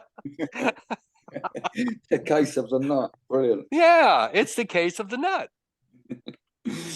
Nate, what was it? What was we were talking about earlier? There was a couple of things. It's in a couple of your recent discussions, or your it's not podcast, your episodes. You're discussing. There was a couple of bits for clarity, Nate. Which was what was one of them we was talking about, Nate? Was it dealing with the mail that is delivered in respect of that character? Do we open that mail and deal with the contents, or do we reject it as an unnatural attachment? That's interesting that you should bring that up. The answer is it yours? No. Well, then why would you open it? Exactly. Okay, now that being said, it's my understanding, or what I've learned along the way, that if something arrives at the post, it's presumed to have been delivered. Yeah. So the only thing I can think of would be to not open it. It's hard. It's hard not to open it because you want to see what's inside there. But remember, curiosity killed the cat. Yeah. And what is the cat? What in witchcraft, what do they call a cat? A familiar. A familiar. Familiar. And what's interesting is your biology, along with the maternal accretion, the fetal maternal placenta, makes you familiar to the case. So again, curiosity killed the cat. The cat is a familiar. I'm just having fun now, but you don't really want to open that. I know you want to because you want to see what's in it. But remember, it's a form of what they legally is called phishing. They're phishing. Yeah. And number two, it's blackmail. It's blackmail. Yes. It's blackmail. And it's black because it's only dealing with it. It's only referencing the decedent estate, the person of color, the decedent, the corporate person, the juridical person, which is dead. It's black. So it's blackmail, but it's also blackmail because by you opening it and addressing it, or accepting it by opening it, you're going to be blackmailed. They're going to force a fee or a cost upon you. So ask yourself, if you open it, who's trespassing? Right. If you open it, you're trespassing. Right now, the postal system, the UPU since what, 1874 or whatever, they designed that system for the post. What is the post? The post is a juridical person. That's the post of the juridical person. So they're sending mail to the juridical person, which is the civil character born to the Gregorian calendar. So now you're subjecting yourself to the city of God, which would be Rome. But the city of God was a book called by Saint, who is it? Hippo, one of the Catholic saints, Hippo. And he wrote a book called The City of God. And what it is that black male, that character, that juridical person is the clothing that you would wear in the city. And when in Rome, do as the Romans do, put on that character. And now you can brush elbows with the other Romans. But it is literally blackmail. It is a decedent character. It's a corporate person. And it is not you, because it is not you. You're right here, right now, and your 46 chromosomes are intact. The problem with that character is it's a fetal maternal It's born to the fetal maternal placenta, so it's not you. If you open it, in my world, it's a form of trespass. You're trespassing upon somebody else's business. Which I would do is, and it's hard to do this, is not open it. And I would take the time to handwrite a note from the proper perspective of a trespass. Now, the reality is that you took it out of a mailbox, which means there is a post and you open the post box, which could be considered a trespass. But it also is deception because there might be some stuff in there for you. And the idea is that they created this delivery system. In the United States, you have both the mail, the USPS, the United States Postal Service, but then you have the US mail. What the hell why are there two of those? Why are there two of those? Well, exactly. So it's all deceptive practices to me, all of it. And the only way I can think of is always stand your ground on truth. And shine the light on there and say, whatever you have to get this back into the hands of its source, where it emanates from, and just pose a few questions, ask the right questions. Don't get into a debate over whether it's yours or not.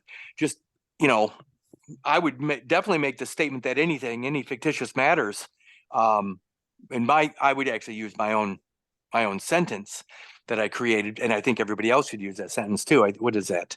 Every unnatural act or attachment,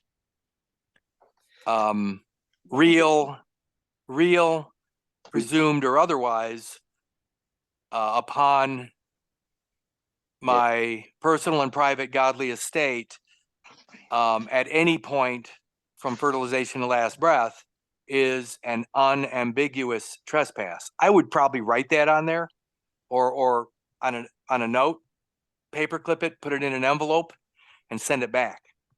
Because even in their realm, it's in their laws, it's against the law to open anything that's not addressed to you. It is, but now you've made it your business. Right, yeah. What do they call that? Is that an interloper, or I don't know? Again, we're so used to, we like, hey, part of our nature is that we like to open things like presents, right? Gifts. Well, when something comes in the mail, whether it interests you or not, it's like you want to know what's in there. It's hard to not open something, believe it or not, after all these years, and I mean a long time. I just got something from what's called the IRS, the Internal Revenue Service, that showed up at the mailbox. And that's all I'm going to do with it. I'm just going to write a note on it, and I can't find it right now, and just send it back, because I don't know. It's none of my business. Number one, I don't know where it's at. It's around here somewhere. But I got to get it back to them, because I'm not supposed to have it. It was mislabeled or something. That's an interesting lead into what John was talking about. What he wants to discuss is some things that he's been uncovering, and that goes back to the tax office, to the HMRC, to do with hereditament, the council, the land registry. John, you there, mate? Yes, hi, Todd. Can you hear me? Okay, buddy. Yeah, I'm not too good. I'm not going to go into the reasons why, but I sent you a message. Hi, Kurt. Hi, everybody else. Hey, John. What was I going to talk about? I'm not quite sure now, Todd. To be honest, you've thrown me a curveball. Sorry, mate. Yeah, no, it was. I don't know whether Ville's managed to get onto the call. There was something. No, there was some issues getting on. I don't know what's happened your end, whether or not it's something you've done, or Zoom have now made it a requirement that you need a commercial account. I don't know. I think I must have ticked the wrong box or something when I set it up. Couple of people so there was a lot of faffing around. He lost patience and off he went. Well, that's what happened to me.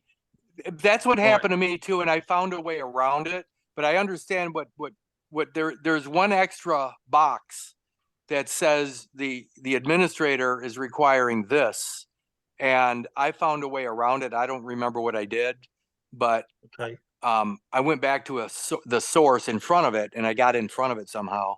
But I know what that is. I know it happened to me and it took me, what, 10, 12 minutes to get on because I couldn't do it in the way I normally do it, which is just, Well, I could you know, actually sign up a new account and then go through all that kind of rigmarole of, creating an account, getting an email response, sending a code.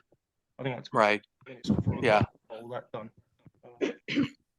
Yeah, I've just been quietly listening because I had some documents earlier on which didn't really agree with me. So I've been taking in what's been going on. I see a lot of people aren't really listening, are they? Because you know the old saying, you can't tell somebody, you can't teach somebody something who already knows all the answers.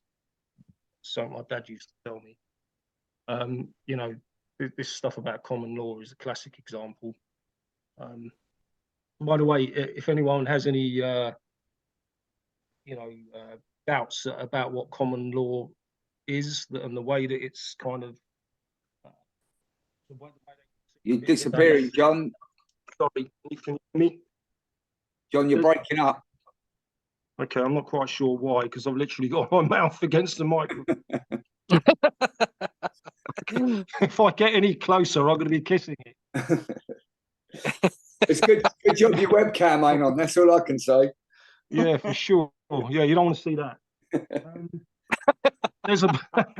I'm speaking from the shower myself, so you guys just go ahead and talk amongst yourselves.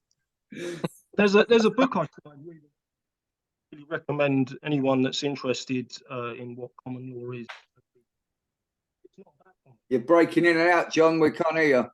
Right. Okay. Is that any better? That's better. Yeah. There's a book. Gone again. Oh. Did he get lost? John? Yeah, no, I'm here. There's a book. It's called The Development. Sounds like you're talking through your jumper or something, John. It's very muffled and then disappears completely. You move. Right, try that. Any better? No. No. Okay. Just say the book. That's it. Yeah, the book. Let me get to the book. There's a book. It's called The Development of Admiralty No, you've gone again, John. since 1800. Did you hear that? No. No. The Development, Admiralty Jurists and Practice since 1800. Did you get that? Yeah. We think so. Admiralty and Development? practice? Yeah, the author, the guy, No, Wiswall or Wiswall. Yeah, did you get that? I think it's going and then it just cuts off like we can't. It's just going completely Type blank. it in the chat. I'll put it in the chat. Yeah, okay. Scrap. I'll just put Yeah. it in the chat, and you guys can crack on. You there, John? Yeah, I'm still here. I'll put it in the chat if you guys want to crack. Okay. Yeah, Curtis, John. Yeah. we was going to wanted you to screw down on the word hereditament, because here in the UK, the local government, in respect of what you would call property taxes, here it's called council tax, they have this word called hereditament that they use, which they obscure it by sending you in a circular, the references that they make for you to find a definition. They just send you on a circuitous, like sort of path around different acts and legislation to find that word, but you can never actually find the true definition of it and how they're using it. And we wanted to know if you could see how they're using that hereditament against us, by breaking. Let me look in Black's, because that's the language for this system, that world. Black's Law Dictionary, the first book came out in 1891. The first dictionary. And it's not a dictionary. It's a language. It's not a dictionary. It's a language. Yeah. So when I finally learned that it's not a law dictionary, it's a language for the underworld, literally for the underworld. And so I'm going to go to hereditaments in Blacks real quick, but let me show you an example of what they do with the language. I mean, the difference between reality and how they're able to make it seem acceptable when in fact it's not. I'm going to go to, how about this? The word true. True. If I said something is true, everybody listening right now would agree that that the word true means that it is what it is. It is what it is. If I say something is true and everybody sees it for themselves with their own eyes, objective reality, that out there is a squirrel. Yeah, I know that we might use different words, but we all know what we're all looking at. In all different languages, that's a squirrel. Well, what's really weird about Black's law is they can take that squirrel and turn it into something else by adding a word or three or whatever. So I'm going to go just to prove this before I go to hereditaments. I just want you, because I'm using the same book that's going to have hereditaments that has the word true. So I'm going to the word true because it just seems like the perfect word to use. And if I'm in Black's Law 5th edition. I choose the 5th edition because it came out in 1979. And by 1979, everything they needed in their world was already in place. Everything after, even I started with the 6th edition when I first got started on this journey, but I moved to the 5th edition when I realized the 6th edition was even more convoluted than it needed to be. The 5th edition I use exclusively now because it has everything it needs. Everything done was already in place. All the bar association stuff was done. The stateless persons in 1954 was done. Everything necessary was already in place. So I don't go beyond the 5th edition just for that reason. I don't want to get more diluted or convoluted. But anyway, so true, I'm going to the word true, True. And it is in Black's 5th, it's on page 1351. And I haven't done this for a really long time, but I think it's worth doing. True. Conformable to fact. Correct. Exact. Actual.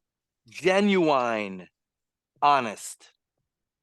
Next sentence. In one sense, that only is true which is conformable to the actual state of things. In that sense, a statement is untrue, which does not express things exactly as they are. But in another more and broader sense, the word true is often used as a synonym for of honest, sincere, not fraudulent. Okay, so that's the definition of true. Now I have a live birth record with the county seal on it, the raised seal, and in its verbiage it says this is a true copy of whatever that record was, of the live birth record. It said this is a true copy. So in my head, when I first looked at it, like anybody else, I'd go, oh, this is good. This is a good thing to have. Until I looked up the legal definition of true copy, because it's not the same thing. So true copy, let me see if I can find it here. There it is, true copy, on next page, 1352. A true copy says, a true copy does not mean an absolutely exact copy, but means that the copy shall be so true that anybody can understand it. Now, wait a minute here. It says a true copy does not mean an absolutely exact copy. Well, but back at the definition of true, it says conformable to fact, correct, exact, actual, genuine, honest. So it has to be exact to be true. But the definition of true copy says true copy does not mean an absolutely exact copy. Well, doesn't that make it untrue? Yes. Yeah. So Mhm. I have this abstract, this live birth record that is stamped true copy. It looks all authentic. It looks all powerful, but it's not true at all because it's a true copy. Now, what's funny is if I went downstairs and made a copy of my 5th grade photograph, well, was that me in that moment? Was I sitting there in the present moment getting that photograph taken of me and my classmates? Yes. So I take this photograph of that 5th grade class and I go down to my copy machine and I make a copy of it. I made an exact copy of that photograph, an exact copy. I mean, if I put a little pen mark across it, it would have the pen mark. It's an exact copy of that photograph on different paper, made at a different time, but it's an exact copy of that photograph.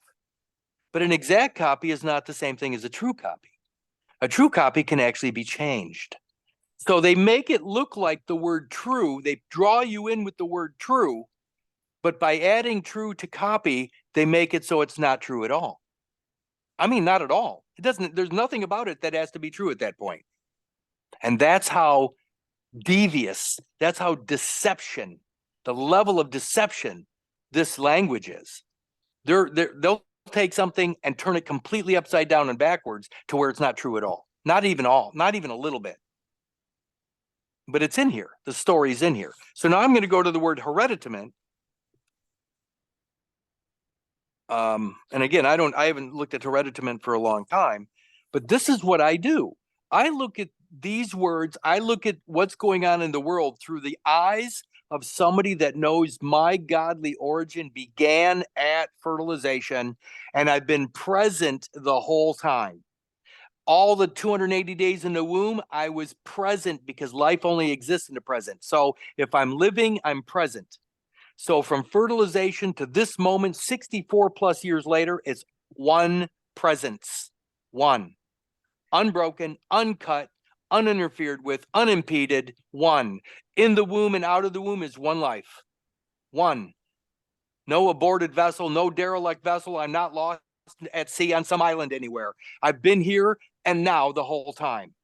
And that's what we have to do is you have to start looking at everything going on in the world through a set of eyes that knows you have always been here. Always been here. Hereditament. I know I talk too much, guys, but all right. Finish with that. That's I've got okay. I've got a nice little segue for hereditament. Hereditament. Things capable of being inherited, be it corporeal or incorporeal, real, personal, or mixed, and including not only lands and everything thereon, but also heirlooms and certain furniture by custom may descend to the heir together with the land. Look at that. Look at that. I'm gonna read that again, and I want one of you guys to tell me what's wrong with hereditaments. Right there and then. I'm gonna read it faster. Things capable of being inherited, be it corporeal or incorporeal, real, personal, or mixed, and including not only lands and everything thereon, but also heirlooms and certain furniture which, by custom, may descend to the heir together with the land.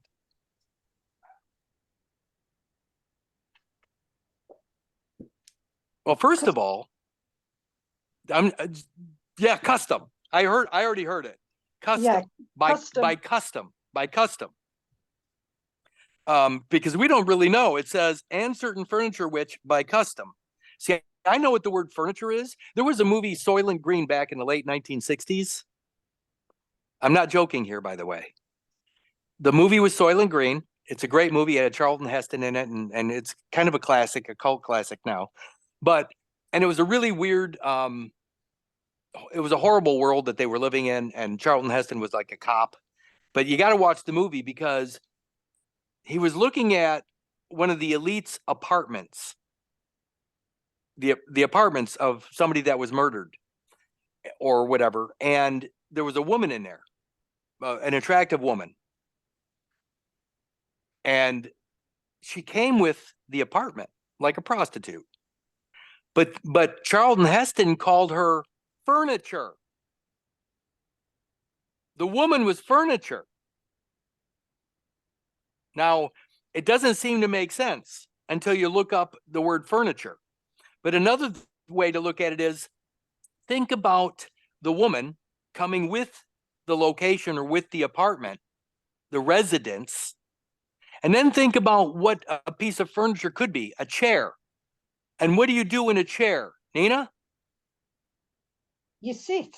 You sit, like sit, situs. It's a Situs. seat. Take a seat. Yes. So what happens when your conceptus plants into the uterine wall? It's a situation. It's a situs. It's a seat. You've been seated. You've taken a seat. I was a jeweler for about 15 years. And when I would actually set a stone, they would call it setting or seating the stone. By the way, the placenta is actually, because it's based upon beliefs and faith, the placenta becomes a stone that's left at the threshold, but it's considered a philosopher's stone. The placenta. So think about that material sitting inside the uterine wall in that accretion, that material. The placenta evidences you taking a seat, doesn't it?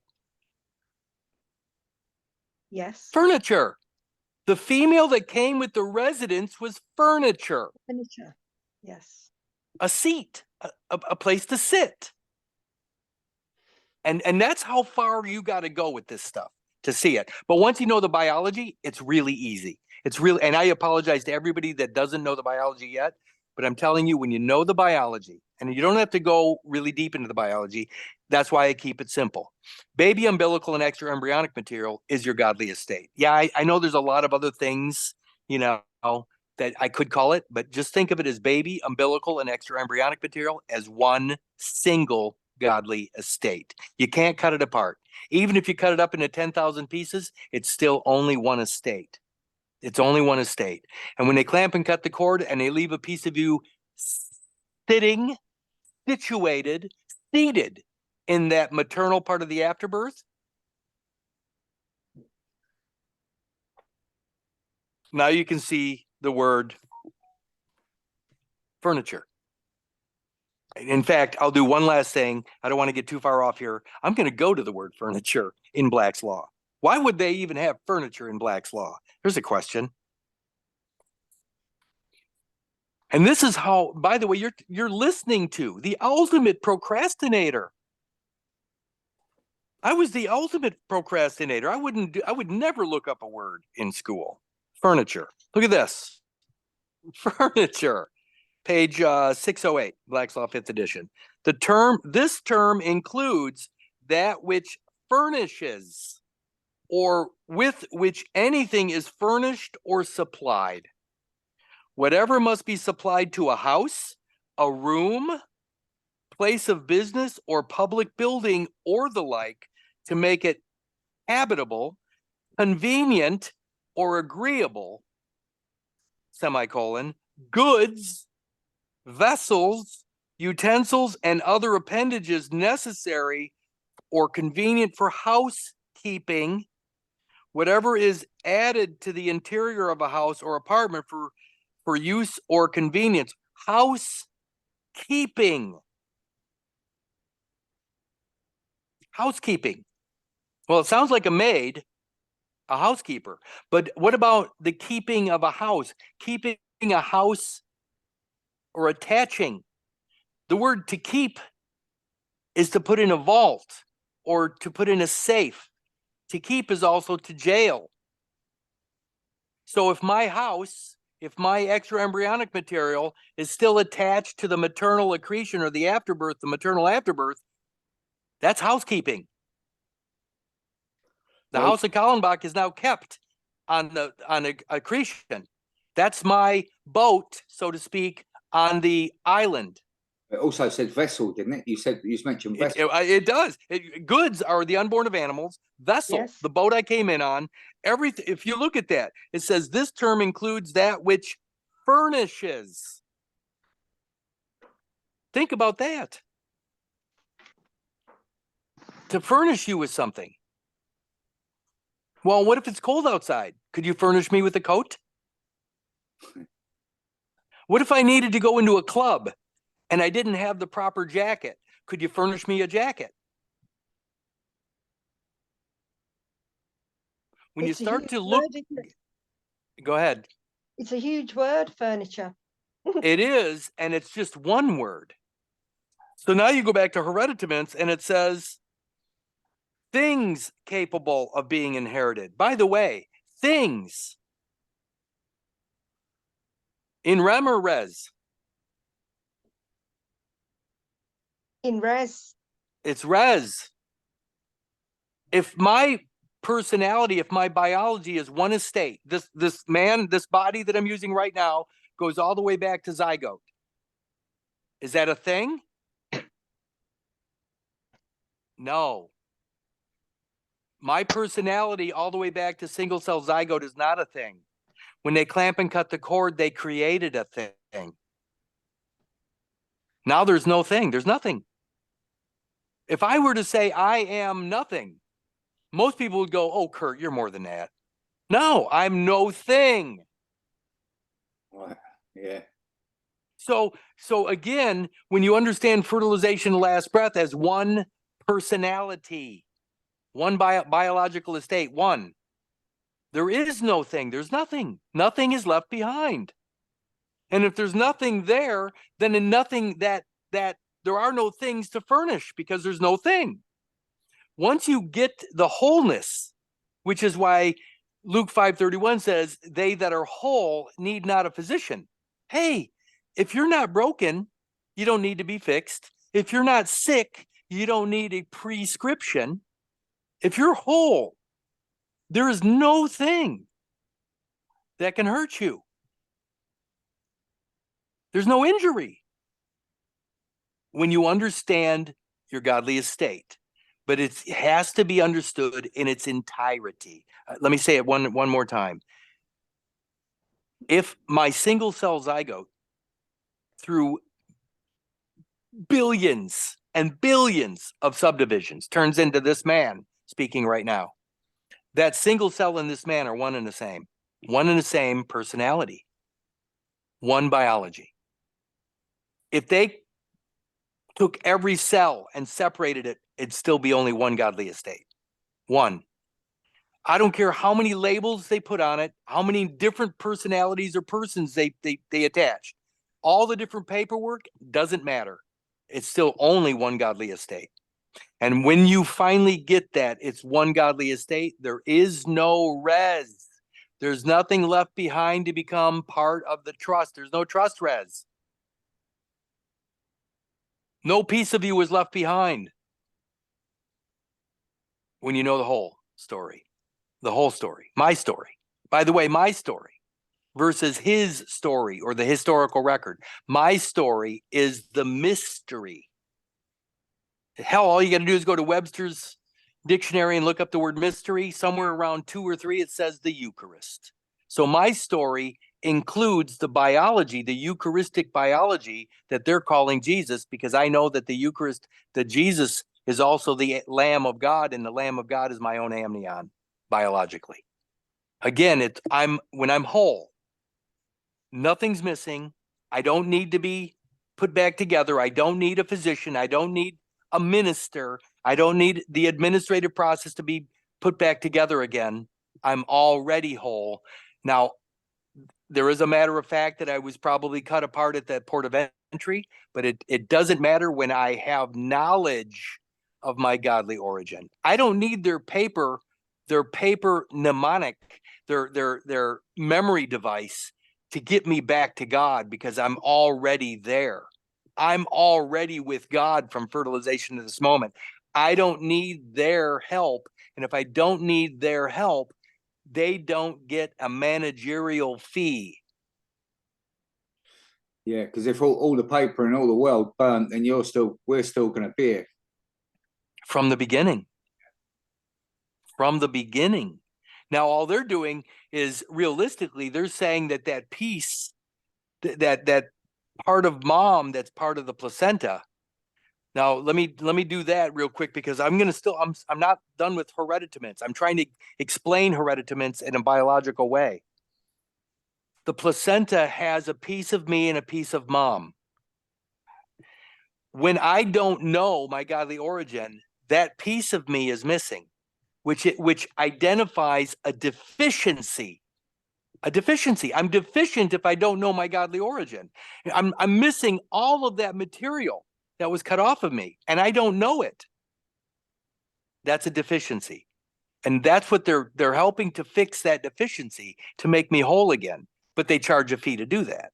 Now, the other thing is, it's part of mom too. The placenta is part of mom. So it evidences a deficiency in me if I don't know my godly origin. But if I claim that piece through the birth certificate, which includes my piece and mom's piece, now all of a sudden I'm not deficient anymore, but I'm too much.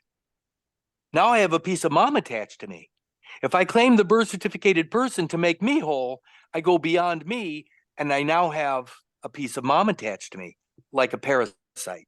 And that's the welfare state. That is actually when Donald Trump, the president of that company, was talking about the swampland, or the swamp, when he talked about draining the swamp. Well, people don't realize is that accretion, that maternal accretion on the uterine wall, is spongy. It's swampy. So the maternal part of the placenta is the swampland, or the swamp. So when he talks about draining the swamp, he actually meant, I'm going to extract all the wealth out of that legal fiction. We're gonna drain that swamp.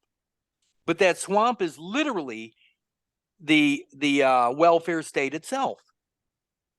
The mother and child welfare state. The placenta is the welfare state. So again, when you know the biology, you look at the placenta and you go, well, that's a piece of my godly estate. And if I don't know it's a piece of my godly estate, then I am deficient. I come from a broken home. But if I do claim that birth certificated character, which is a fetal maternal character, then I might get my biology, but I also get a piece of mom's biology, which is a trespass. So now you're damned if you do, damned if you don't. You're damned if you claim the birth certificated character, because now you're claiming a piece of mom, and you're damned if you don't, because if you don't, you're deficient in yourself. That's why this is an impossible situation for anybody until they recognize all present and accounted for, means that I know my godly estate it only includes my 46 chromosomes beginning at the single cell zygote. It does not include mom's biology, even though I have a right of way over mom's biology.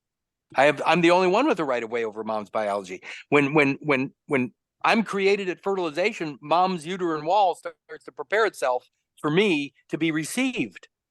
Mom is allowing me to land in her uterine wall. There's nobody else there but me and her. There's no middleman. There's no bar association. There's nobody there. There's no paperwork. I don't have to sign any form to land there. This is all biology, and it's all part of nature, and it's all within the Declaration of Independence, the laws of nature and nature's God. We got to stop everything.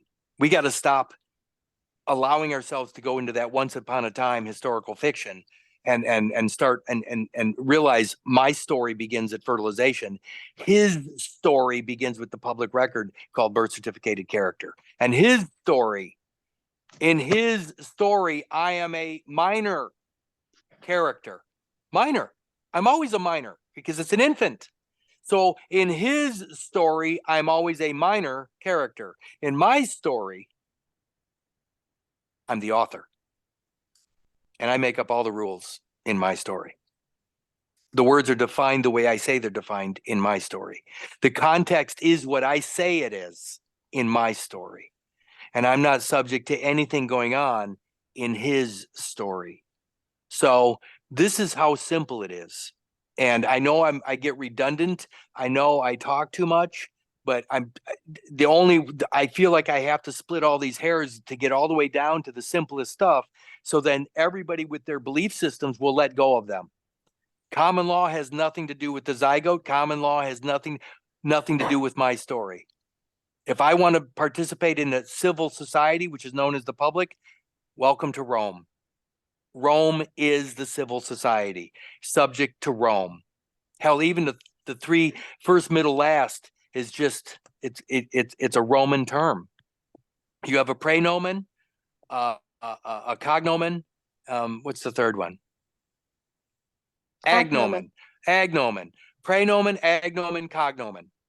First, middle, last. That's the Roman system. I've never been to Rome. I've been in Italy, but I've never been to Rome. So why do I have a Roman character? Okay. Hereditament. Things. Oh, that's it. I'm out. So I cannot be part of hereditament. Think about how simple that is. If my godly estate begins at fertilization, then only within my godly estate is it my private property. Hereditaments go on to say things capable of being inherited. Well, we have to look what inherit means, but be it corporeal, in other words, physical, or incorporeal, an idea. Is Jesus an idea? Yes, it's an ideal. It's us being nice to each other. Nah, I don't need that. I don't need a character. I don't need a story, his story to look into your eyes, and agree that I love myself, therefore I love you. I don't need a book to tell me that. Hell, I've been like this my whole life. Corporeal, real, personal, or mixed. Mixed.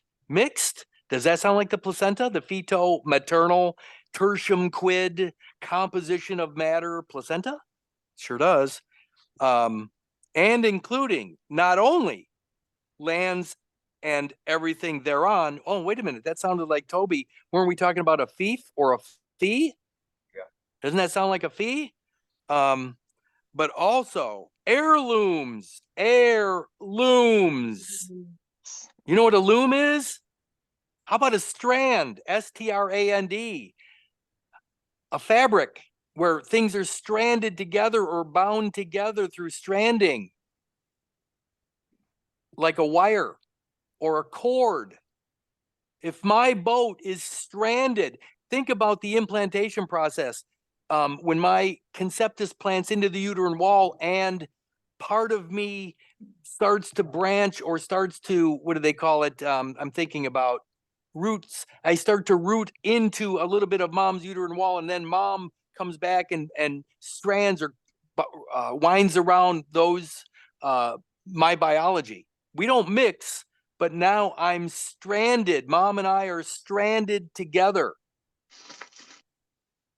When I get carried home, when the baby gets carried home out of the hospital, the placenta has my boat, the ark I came in on, the vessel I came in on, stranded on that maternal accretion, that island.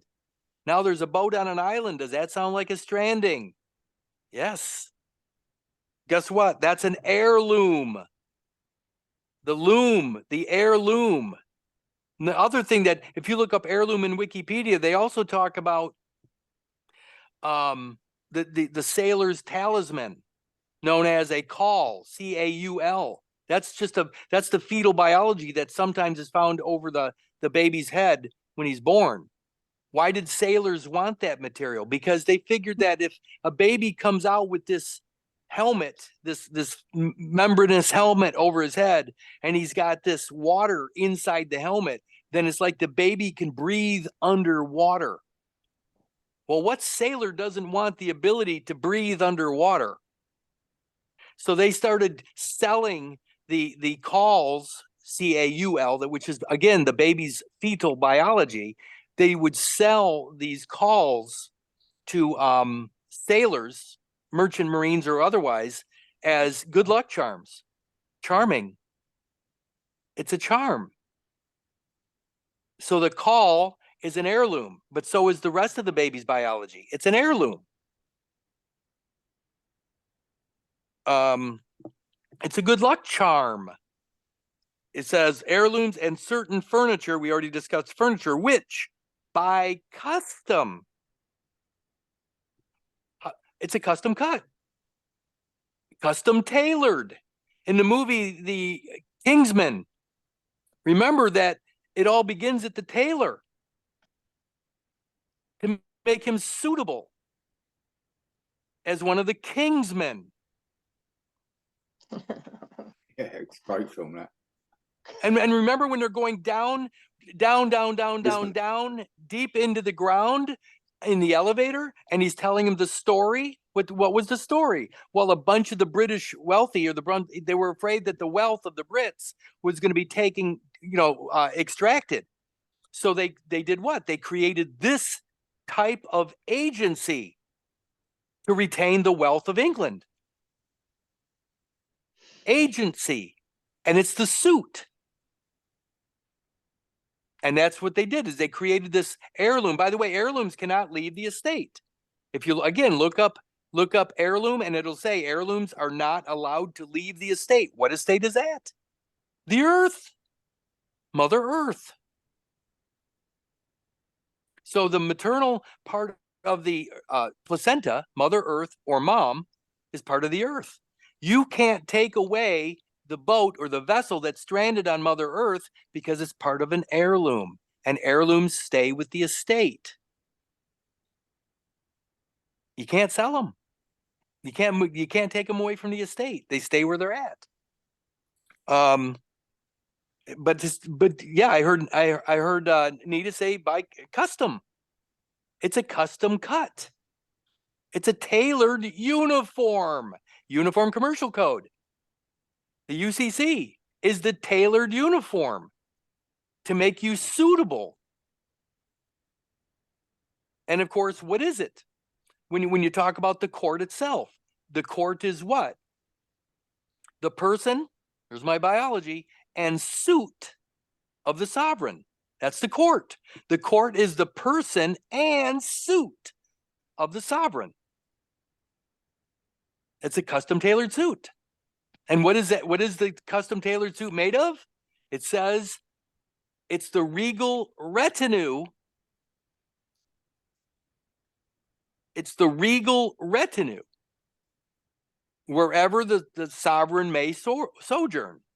Regal retinue.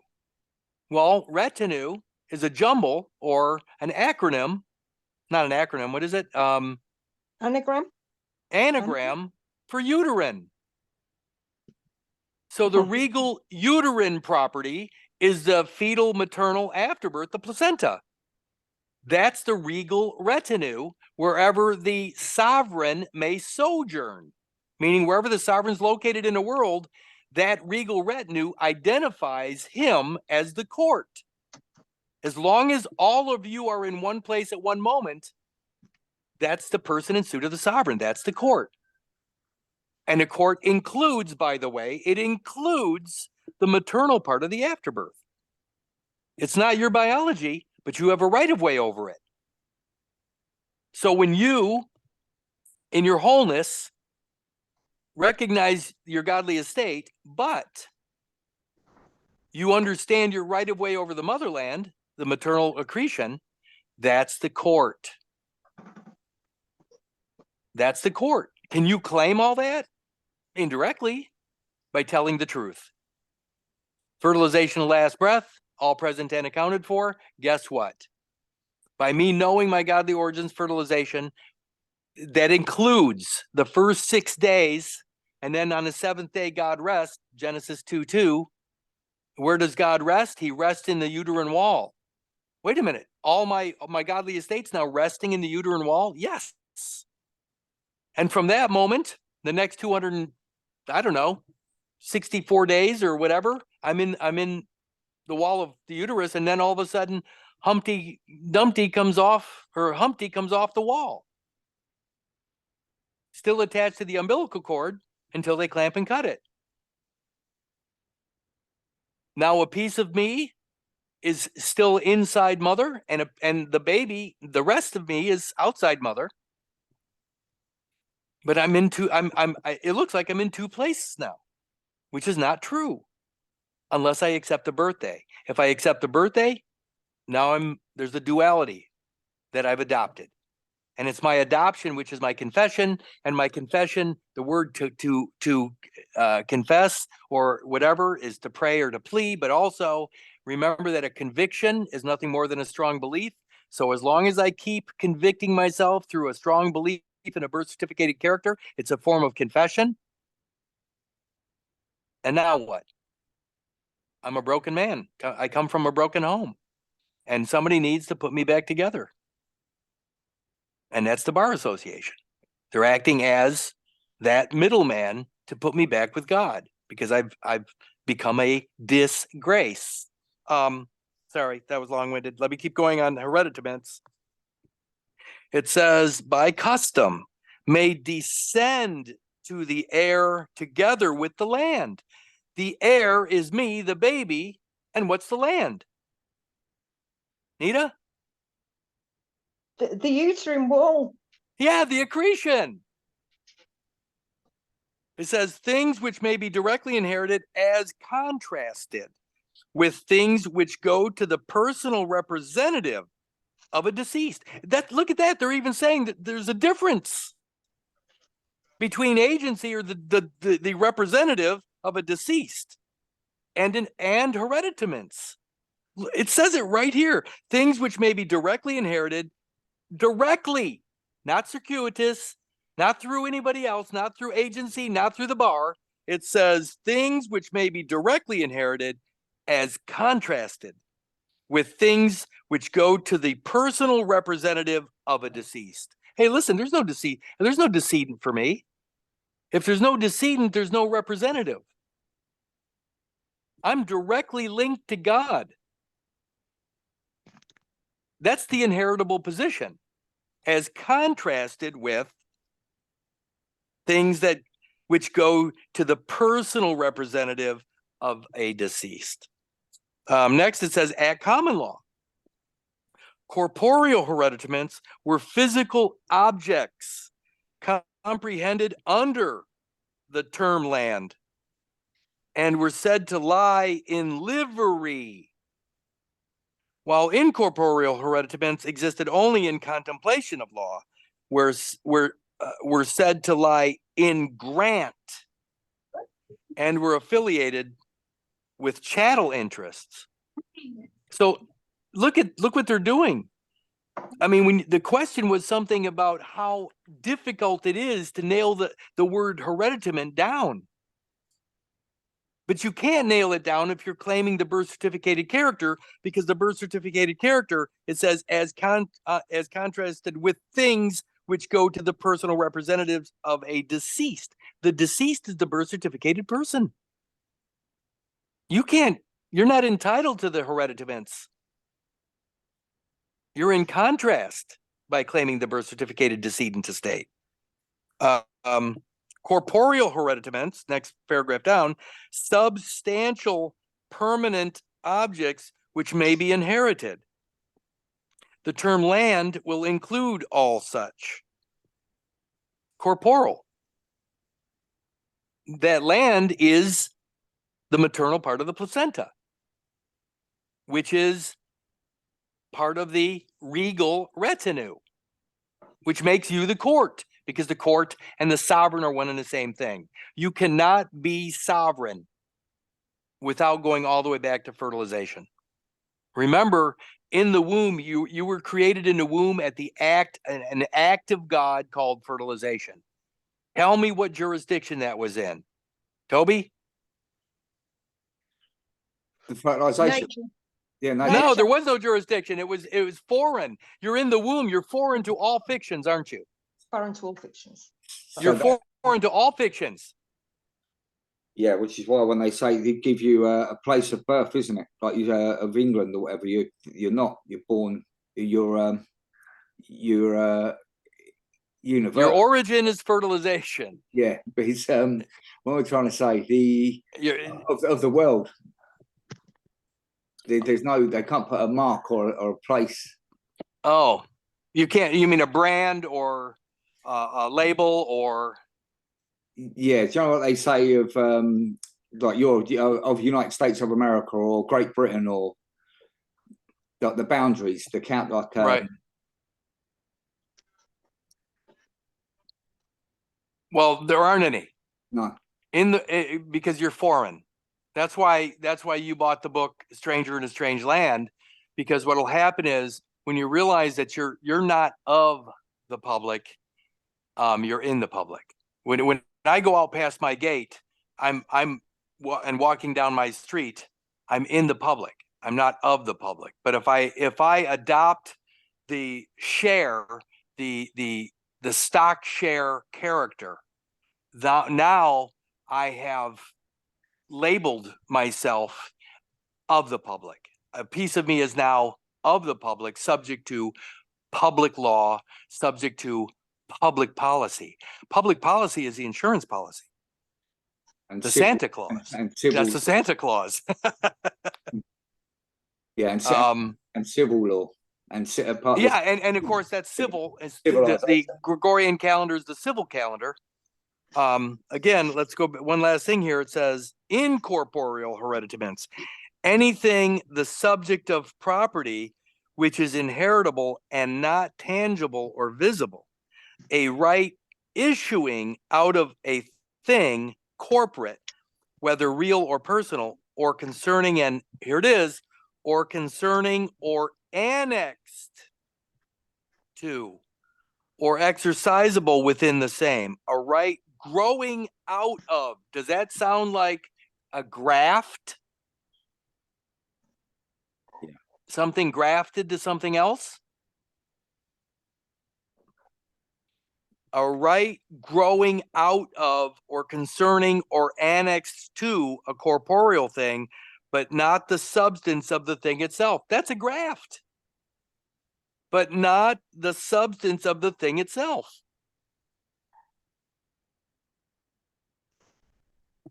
By the way, annexed.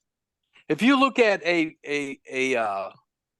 authenticated birth certificate, I know a lot of I got one myself, and it actually has the word annex on the cover sheet. Well, what does that mean?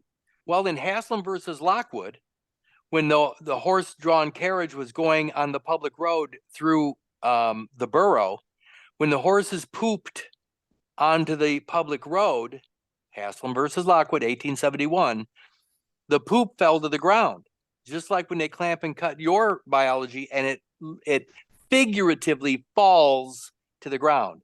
So a piece of you falls to the ground as waste material in most people's eyes. It falls like a fallen angel or a fallen man, but it falls to the ground, and now it becomes biohazard or waste material. Well, in Haslam versus Lockwood, the horse poop was laying in the street. When it fell to the ground, it landed on borough public property. So now the horse poop is on that public land. That's what they're talking about here. If it stayed there, it would be considered annexed to the land.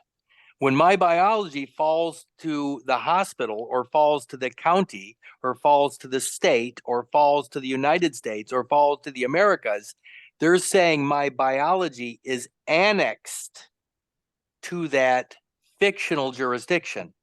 So all of those jurisdictions can actually pull me into their private courts, when in reality, I didn't fall. There was an act of mayhem upon me, the cutting or the amputation. Then somebody carried it away, which made it a larceny. And then they allowed it to die, which then became genocide.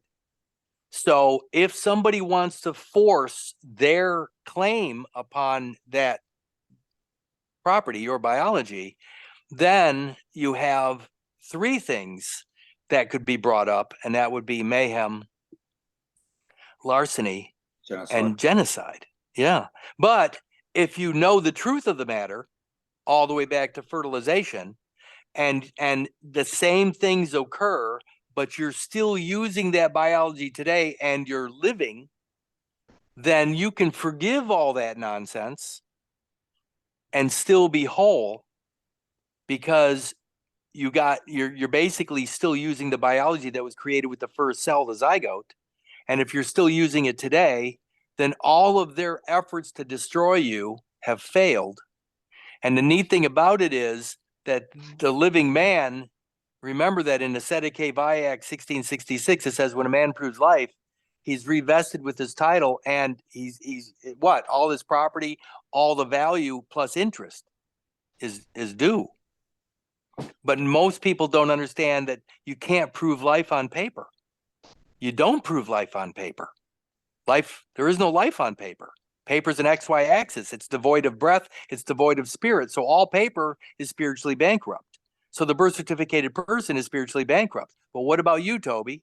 Yeah. What about showing them your belly button?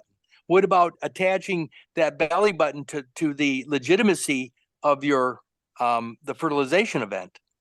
So you might, and I don't know this for a fact, but I mean, very few people have the ability or the wherewithal intellectually to prove life, because you can't do it on paper. You can suggest it, but you can't do it. That belly button, the fact that you still have that and the fact that you're still here means something was attached to that. Something was attached to that belly button. And there's something here in 1921, chapter 12 of the 67th Congress. They spoke about cables, cables. And of course, cable means cord, and cord could be the umbilical cord or whatever, but they talked about submarine cables. Submarine just means underwater, and underwater cables is exactly what the umbilical cord is. But they were talking about the terminal ends of the submarine cable. What are the two terminal ends of the umbilical cord, Toby? It's the cut. It's the baby on one end, which is evidenced by your belly button. And what's on the other end of the umbilical cord? The extra embryonic material. No. So your godly estate, your godly estate is the baby, the umbilical, and the extra embryonic material as one unit. So in chapter 12 of the 67th Congress in 1921, they said, when this arrives on the continental United States, both terminal ends, there is no licensing requirement. Well, what does that mean? It means that when if the baby were ever delivered whole, W-H-O-L-E, or if you have found a way to recognize your godly estate beginning at fertilization, then even though they clamped and cut the cord off and all that material was left behind or taken away, remember that in your own knowledge of fertilization, you now, the baby now man, your umbilical cord, which used to be attached to your belly button, and the material on the other end of that cord is all your godly estate. They're saying that there's no license required when that whole godly estate arrives on the continent of the United States. And I'm telling you right now that this knowledge, this biological knowledge of your godly origin, ends all licensing agreements. It ends all fraudulent, fictitious contracts. It ends all fictitious plaintiffs. It ends everything. But we need to stop looking for remedy. We need to stop doing all this patriotic nonsense or this religious nonsense. We need to stop it all and get back to God. Did I just say that? Stop the religious nonsense and get back to God.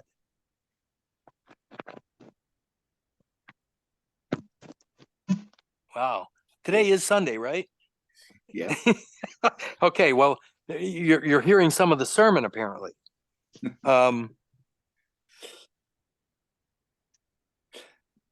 I've got saying John's had to go because he was at work and he's had to do a shift change, whatever. But he's in relation to the hereditaments, under the where are we? The Law of Property Act 1925, section 205, general definitions. And this is under number 9, land. Land includes land of any tenure and mines and minerals, whether or not held apart from the surface, buildings or part of buildings, whether the divisional is horizontal, vertical, or made in any other way, and other corporeal hereditaments, also a manor, an advocation, and a rent, and other incorporeal hereditaments, and an easement, right, privilege, or benefiting over or derived from land. And mines and minerals include any strata or seam of minerals or substances in or under any land, and powers of working and getting the same. And manor includes a lordship and reputed manor or lordship, and hereditament means any real property which on an intestacy occurring before the commencement of this act might have developed upon an heir. All right. Are you ready? Yeah.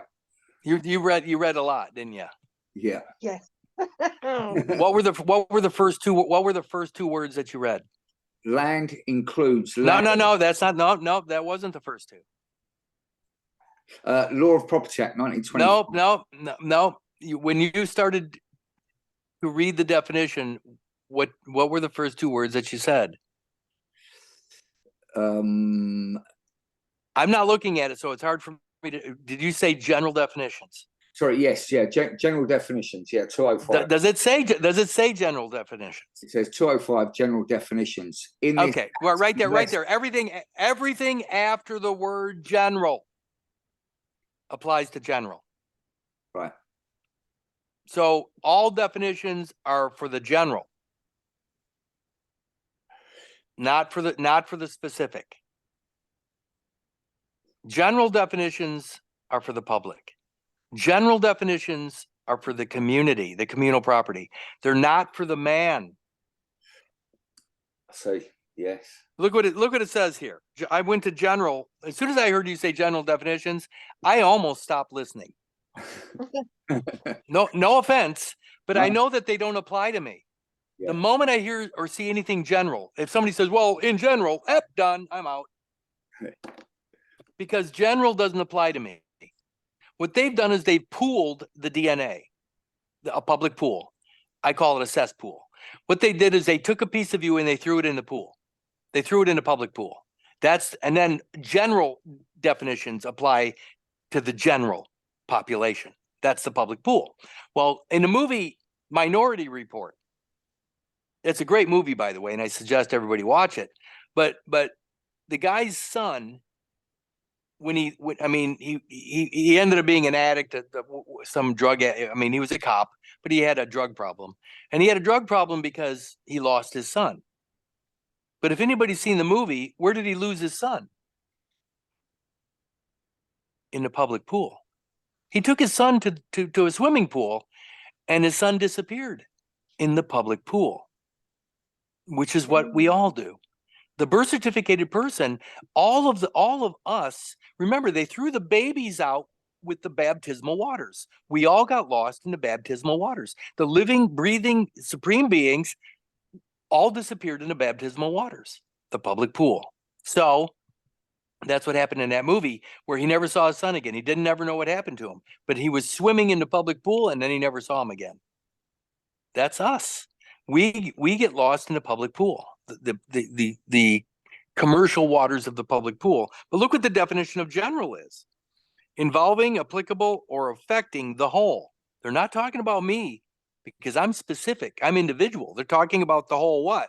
It says involving, relating to, or applicable to every member of a class, kind, or group. Every member of a class, kind, or group. Well, there's no member separate from me. Remember, the member they cut off of me, the organ they cut off of me, is part of the singular godly estate. So I don't look at it as a member.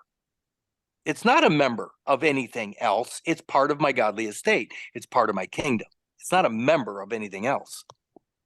Number 3 says not confined by specialization or careful limitation. Well, there it is right there. I know that my godly estate is confined to my biology, starting at the single cell zygote all the way to this moment. It's confined to that. It doesn't mix with anybody else's biology. I mean, somebody says, well, Kurt, didn't you have a son? Didn't your sperm mix with your wife's ovum? That's not a mixture. My DNA never mixes with anybody's. When my 23 chromosome sperm fertilized my wife's 23 chromosome ovum, my 46 chromosomes didn't do anything. Remember, sperm only has 23 chromosomes. As dad, I'm only offering 23 chromosomes. I'm not offering 46 of my chromosomes. I'm offering 23. So I'm not mixing. I never mix with any other, ever, including the public pool. But that's what they've done. They've created a biological John Doe, global John Doe or Jane Doe, whatever it may be. But the reality is, I'm not mixed with anybody else. It says right here, number 3, not confined by specialization or careful limitation. Special. And that's where you get it right there. So I'm not in the general population. I'm not subject to the public pool or public policy or any of that nonsense, because I recognize my godly estate is outside of all that nonsense. It's beyond all of it. And as long as I don't allow a piece of me to go into the general population, I'm not subject to those general definitions. You see what I'm getting at? Look at this. Number 4, belonging to the common nature of a group of like individuals. Generic. Toby, are you generic? No, I'm unique. You're unique. God knows you're unique. And I'm priceless. Yeah, and priceless. And that's another thing too, is that people, if you want to claim the common law, just remember you're the common man. You don't even think you're special enough to pull yourself out of that pool. I remember when I first got involved with this crap 14 or 20, I don't know how many, 15, 16 years later, I remember talking about the common law thinking, yeah, the common law. You know what? Now I'm embarrassed. I'm embarrassed about what I used to think because I was so far off. And the only way I got to here is by letting go of all of that nonsense. By the way, if you're a patriot, what's the root word of patriot? Paternal. Paternal. Well, where's mom? Where's mom at? That's, anyway, maybe too much information for people. Look at this. Applicable to or characteristic of the majority of individuals involved. Majority. Let me ask you something. Is there a majority of you, Nina? Or Nita? Really not. No. No, it's all or nothing. There's no majority of me or minority of me. It's all one. Concerned or dealing with universal rather than particular aspects. Well, universal means Catholic. Just look it up. Just look it up. It means Catholic. What I'm getting at is you need to be able to identify yourself as unique and pull yourself out of this amalgamation, this monster. So hereditaments already are dealing with things. And if my godly estate, my personality, so to speak, begins at fertilization, what's really weird is if you go into the Catholic Church's own documents, especially Rerum Novarum, go to paragraph 13, and it talks about the father's personality. Well, what the hell is the father's personality? The father's personality is legitimacy to your father's estate. Legitimacy means exactly that, begotten, meaning from the blood the father, not made up by the state illegitimately, not the state created birth certificated issue, but the actual biological genuine offspring of dad. Otherwise it's illegitimate. And that's what they're doing. They're counting on everybody to claim the illegitimate position, the orphan, rather than the legitimate, begotten, biological bloodline of the father. Now all of a sudden I need permission to use my dad's last name, his trade name, his industrial property, Kallenbach. I don't need anybody's permission to use that. But over there, you guys, there's a lot of people pushing that the legal name is illegal to use. Not if you're the legitimate, if you have a legitimate right to it. It's illegal to use for a birth certificated person because you're illegitimate. You're claiming illegitimacy. You don't have a right to it. You don't have a right to that father's name. You're not even claiming that is the father. Your dad's not even your father in a birth certificated person. The state is your father. This is nasty stuff when you get all the way down, but it's easy when you recognize biology and God, the origin of biology is fertilization. Stop claiming the immaculately conceived birth certificated fetal-maternal placenta. That's the immaculate conception. Remember that the maternal part of the placenta was created for you specifically while you were in that uterine wall. But if everything that comes out of the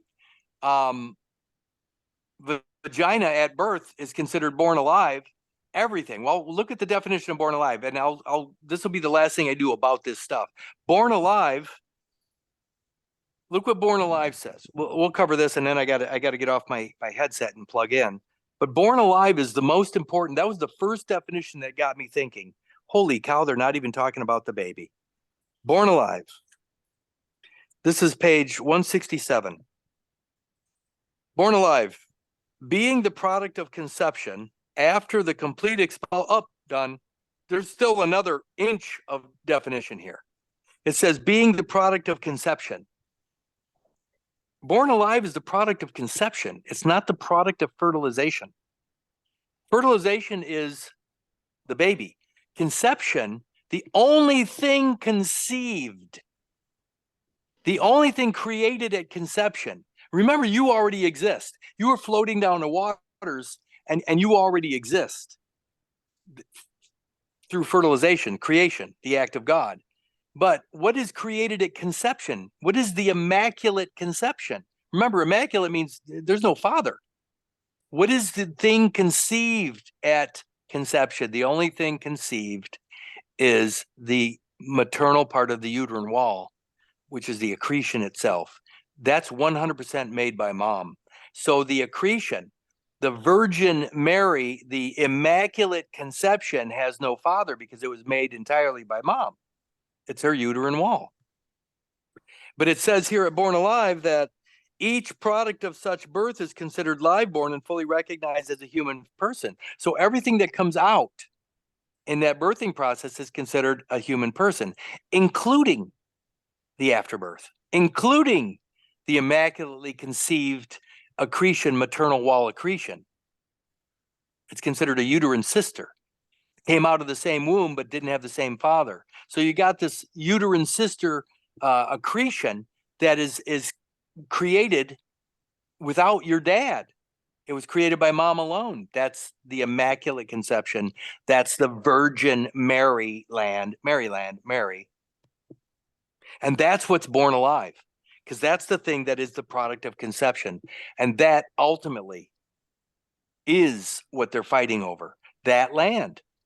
Because that's the motherland, and that's everything. That's the fee. That's what we have a right of way. We all have a right of way over, but they don't want to recognize that right of way because they want to force us to pay the toll or the fee to cross that land. That's it. That's where you fell. You fell when they clamped and cut the cord. A piece of you fell on that ground. And that's what they give you a marker right there where that piece of you is laying on top of that motherland. That's the cross. They mark it with a cross. And then everywhere you go in the banking system, you sign next to that marker, that cross. Yeah, anywhere. If you get pulled over by the police, so they give you a ticket, they put a cross there for telling you where to sign. They've already They've already signed and that's where you fell, but that's where Jesus is on the cross. That's where you stopped your forward motion, because that's where a piece of you fell to the ground. You never moved from there. That's the settlement. That's the location where you fell. And what's really weird about that is they put a cross there. That's the marker, the cross. And that's where the frozen aspect, that's where you're hanging on the cross at the crossroads, at that threshold. And that's the birth certificated character. You don't move from there. You never move from there. That's the marker, literally the mark. And it's the mark of the beast, by the way, too. So anyway, I'm going to have to plug in and get off my headset because I don't want to lose you here. There's something else I wanted to bring up, which has been I've privately been discussing and debating over which is relevant to do with the courts. I mean, in court with a friend tomorrow's been having fun. That's been for the last 18 months going by special appearance, and which is challenging the jurisdiction and stuff. But that's another argument, another discussion. But the in relation to what is allegedly the common law courts over here, where you've got jury of your peers. Now, obviously, my new understanding of that, thanks to yourself and Bill and Linda and your discussions, that it's all a fraud, because even though it's a common law court and it's supposed to be a common law court, and you've got a jury of your alleged peers, which is all a fix. One of my friends had a court case, but recently, and the judge was conducting the case because there was wrongs being done to him by the police. But he was definitely leading the jury, who was supposed to be a jury of the peers. But in that case, done and over. But the point I want to get to is the peer is a jury of your peers. Now, you can't ever have a jury of your peers, is my understanding, and because we're peerless, because we're unique. Well, that's certainly one way to look at it. But remember this too, is that if they're all sitting there with their decedent situs situations, and they're all part of this community of decedent estates, and you're a living, breathing man from fertilization to this moment, last breath, that's certainly not a peer situation. Now, you and I, from fertilization to last breath, could be considered peers only because we're alike in the fact that we're both spiritual men. Think about that. We're breathing. Yeah. That's what makes us alike. Not we're unique in our godly estates, but we're alike in the fact that we're breathing, which would make us a form of peer. But nobody in that courtroom that has claimed a birthday is your peer. They can't be, because they're all representing decedent estates. So they can't be your peers. So I don't know of any juries that they could assemble. By the way, remember too, is that a real jury requires an indictment. I mean, there has to be a real crime that had to have been committed somewhere, and that requires an indictment, as opposed to these weird summary judgments, where summary judgments they only exist because there's no genuine issue. Genuine. Remember, that was in the word true. So genuine and true are part of the same thing, but they're not using genuine. They're using true copies of things, which are not true at all. So no, I don't recall having any peers.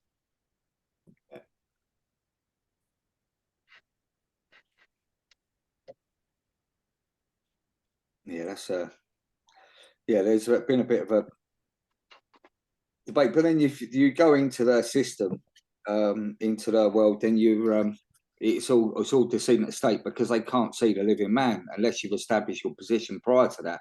Which once you've established the truth, then unless there's, you can't just go around robbing and raping and pillaging people.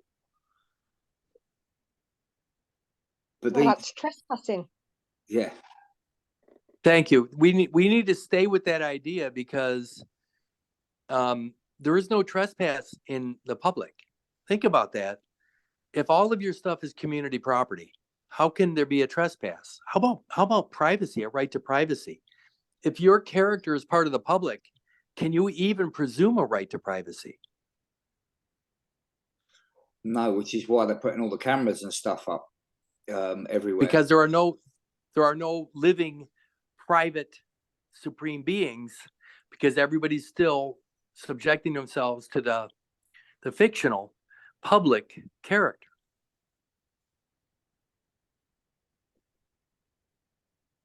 Who is always going to be administered. Right. They're not even hiding behind that. When you hear the word administer, most of us, we just think of the paperwork, but actually you're talking about a minister. And remember at Luke 5:31, it says, they that are whole need not a physician. So again, you don't need a minister or a physician when you're already WHOLE.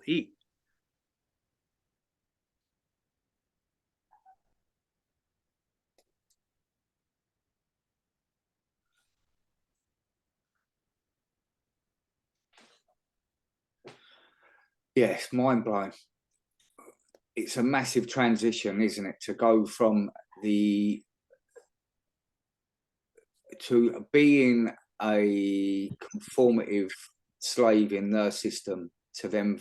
Certainly over here, this is new. It's a new dimension to unpick and understand.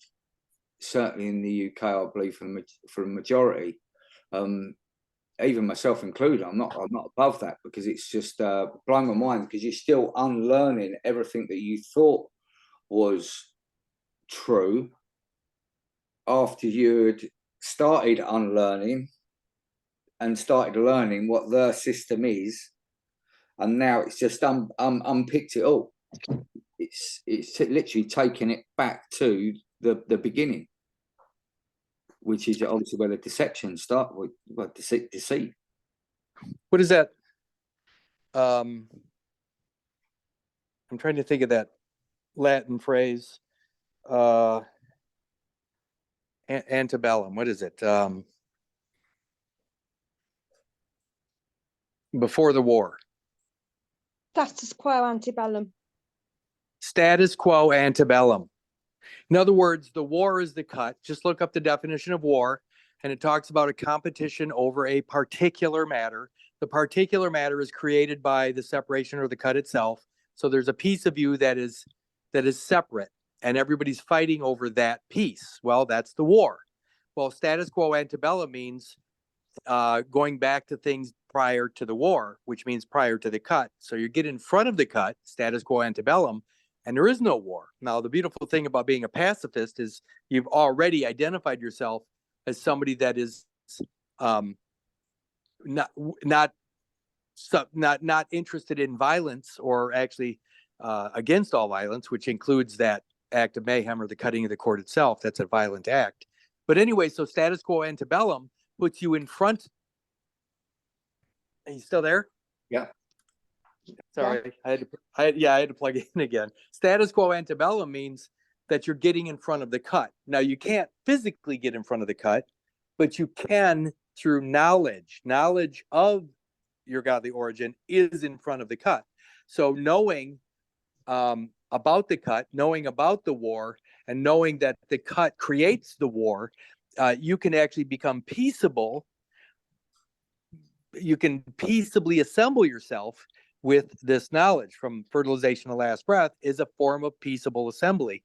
But there was something else about that. You used the word slave. Yeah. I don't think this is slavery. I think it's a servitude. I think they found a way to force everybody into a servitude in this religious society. It's a theocracy. It's a global theocracy where everybody is claiming the Gregorian calendar Christian, and the Gregorian calendar Christian then becomes a mendicant. Mendicant meaning somebody out there proselytizing, or a religious monk of sorts, where they're out there talking about Christianity. But then mendicants don't own property, so all of these Gregorian calendar mendicants, beggars, all their property goes into the In God We Trust, or into a global trust. Well, the whole idea is this: I believe everybody has volunteered into a type of servitude. It feels like slavery, but it's a corporate servitude. And here's the thing: when you understand that your godly estate or godly kingdom begins at fertilization, and you know the limits of that biologically, spiritually, consciously, you know where your kingdom is, and you become the king. Finally, for the first time in your life, you recognize your own kingdom. There is another Latin phrase, res sua nemini servit. You can't have a servitude over your own property. When you know the limits of your kingdom, when you finally get it, the servitude has to disappear. Res sua nemini servit. One cannot have a servitude over his own property. And that's what we're looking at here. This is not like a slavery thing. You've become the servant over this estate because you don't remember you're the king. You don't remember you're the king because you've claimed the birth certificated infancy, the character of the birth certificated character. So now the king has gone missing. I mean, and after 7 years, the king is presumed dead, or the prince. Well, that's what happens. After 7 years, you're missing, presumed dead, and literally all hell breaks loose. But once we awaken to the truth, all present and accounted for from fertilization of last breath, the servitude, or the presumed servitude, or the service upon that estate disappears, because you can't have a servitude over your own property. So again, all the people forcing trust are talking about trust. Everybody that doesn't want, they really don't want the liability or the responsibility over their own lives. They're not going to like this. They're not going to like hearing this, because the people that want trust, the people that want to escape liability, or they want to be able to draw out of the blood pool for their own advantage. In other words, rather than earn what they earn and have what they've earned, they want to be able to use everybody else's blood as credit. So, and if they know how to manipulate that credit system, they're going to be able to get an awful lot from it. But again, I don't want anything that I haven't earned, ever. I don't. It's not mine. I don't want it. But if I earn it, it's all mine. And that means nobody else has a voice over it. That includes my own kingdom in my life. That includes my son, my wife. Anything under the roof of my kingdom is mine to speak for, nobody else's. So that's why this is important. I mean, I don't have any taxes in my kingdom. I don't need any licenses in my kingdom. My government is my own conscience. That's it. There's nobody else.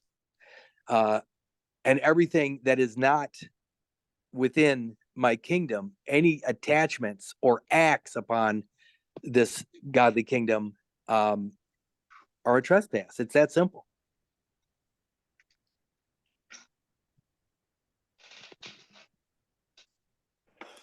And that's the fundamental key word, isn't it? Everything is a trespass. Once you understand it, from fertilization to last breath, anything else. Right. Right.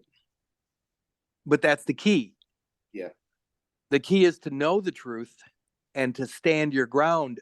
Again, even in their world, in the de facto realm, general orders, general. Remember, this is about general versus your private. General being the public, but the General Orders 100, known as the Lieber Code, at Article 38, it says, as long as the owner doesn't flee, as long as the owner doesn't flee, in other words, run away, he will be indemnified for the spoliated property, spoiled.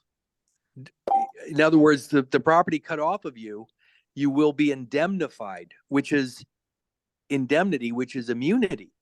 So you will have immunity of all of the acts upon that property if you don't flee from God, from your origin. And that's the whole idea here, is that when you know your godly origin and you're fully responsible, if you don't flee, if you don't expect somebody else to pick up the bill, the tab, if you're responsible for your own existence and you'll stand your ground, then you will be indemnified. And to me, that indemnity is immunity, and that immunity is recognizing your foreign sovereign immunity. You are immune to all of the fictitious nonsense, but you better know where your godly kingdom begins. Yeah. Kurt, can you talk Yeah. about equity? Well, yeah, I don't like the word equity Yeah. because I'm the owner. I mean, Yes. That's what I mean. I know, but it's okay. I will. In fact, I like it because when there's no option. So it's interesting that in the United States, also at United States Code 22 USC 288B, it talks about when the owner arrives in connection with his baggage and effects, there is no duty to perform and there is no IRS, meaning the owner of the baby in connection with is the umbilical cord. The baggage and effects is ultimately the extra embryonic material and more than likely the right of way over the motherland.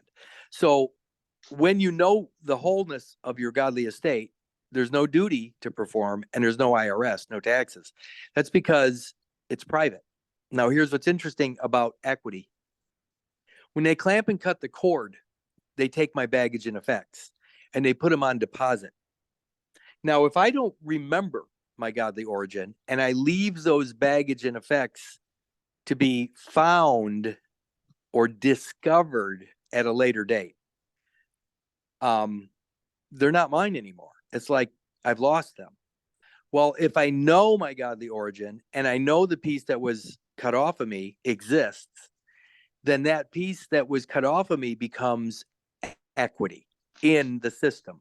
So I either have equity through the knowledge of all present and accounted for, or I claim a birth certificated character and leave behind any possible equity. It's the equity that pays the bill. In other words, they took all the money out of the world. They called it currency. They took all the money out. But the deposit, the biological deposit, if you know your godly origin, that deposit becomes equity in the world. And now you're not going to be subjected to being a pauper. You're not going to be subjected to bankruptcy. You're not going to be subjected to any of this stuff because the piece of you that they put on deposit as the principal becomes the equity. If you forget it, if you still celebrate a birthday and you leave and you forget about all that in the womb time, if you forget about all that umbilical cord and extra embryonic material, you don't have equity. Now everything goes straight to summary judgment and you just have to pay the fine or whatever, or go to jail. But if you have equity, that's for the living man. I mean, that's for the spiritual man, the breathing man. And one last thing about it is the Constitution of the United States government. Obviously, that's not my Constitution because my Constitution is mind, body, and spirit. The thing that makes me up, my Constitution, is my body, my biology, all the way back to fertilization, my spirit, my breath, the breath of God, all the way back to fertilization, and my consciousness. That's my self-governance. That's my Constitution. The 1789 Constitution for the United States government is corporate. It's a machine. It's a company. It makes up a corporate government. Now, what's interesting about that is they also created amendments for that corporate constitution, and they're called the Bill of Rights. The Bill of Rights are to protect the living man. So you got a corporate constitution for corporate franchisees and all that nonsense, corporate fictions. But then you have the Bill of Rights, which protects the living, breathing man. Now, the Bill of Rights does not protect the birth certificated corporation, because that birth certificated corporation is a franchise of the United States. That's not protected. So the Second Amendment to the right to bear arms does not apply to a birth certificated character. Does it apply to a living, breathing, spiritual man? Yes. The Second Amendment applies to the living man.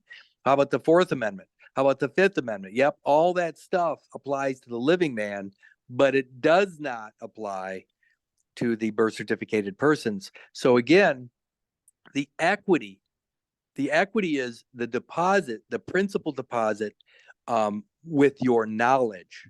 Now, again, if you claim a birth certificated character or a birthday, you've lost your equity. You've abandoned it.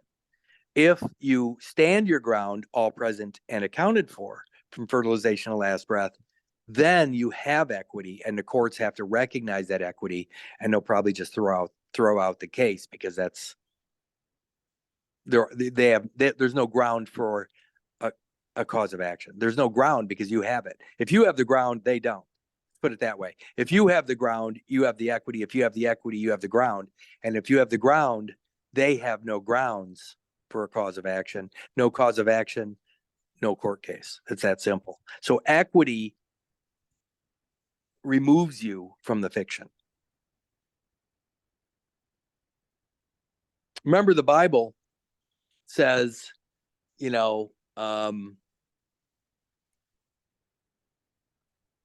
my people shall perish for lack of knowledge. Knowledge is knowing your godly origin as fertilization. That's knowledge. So your godly origin is the knowledge that pulls you out of that situation. My people shall perish for lack of knowledge, meaning that if you don't have the knowledge, if you're claiming a birth certificated character, you will perish. Now, does that mean perish as in die? Well, decedent to states is a form of perishing, I guess. But also, the word perish, you could become part of a parish. What I think the poor laws over in England, especially, talked about parish apprentices. And again, my people shall perish. Does that mean die off or become part of a parish? I don't know. It could be either. But neither are good. Neither is where you want to be. So again, your godly estate, even though a piece of you is claimed and cut off of you, that piece of you placed on deposit becomes the equity. Do I like that? No. Was there a criminal act against me? Well, yeah, the mayhem, the cutting and all that. But if I let the sleeping dog lie where it is, if I let sleeping dogs lie, remember, G-O-D in front of the mirror, D-O-G, the image in the mirror. The dog is the image of God. So again, those of you who are claiming image of God, you're claiming to be the dog, the image. But again, let that image, let that sleeping dog lie where it is, because it becomes an equity. But you got to know what it is. You got to know it's the dog, the image, the piece of you cut off.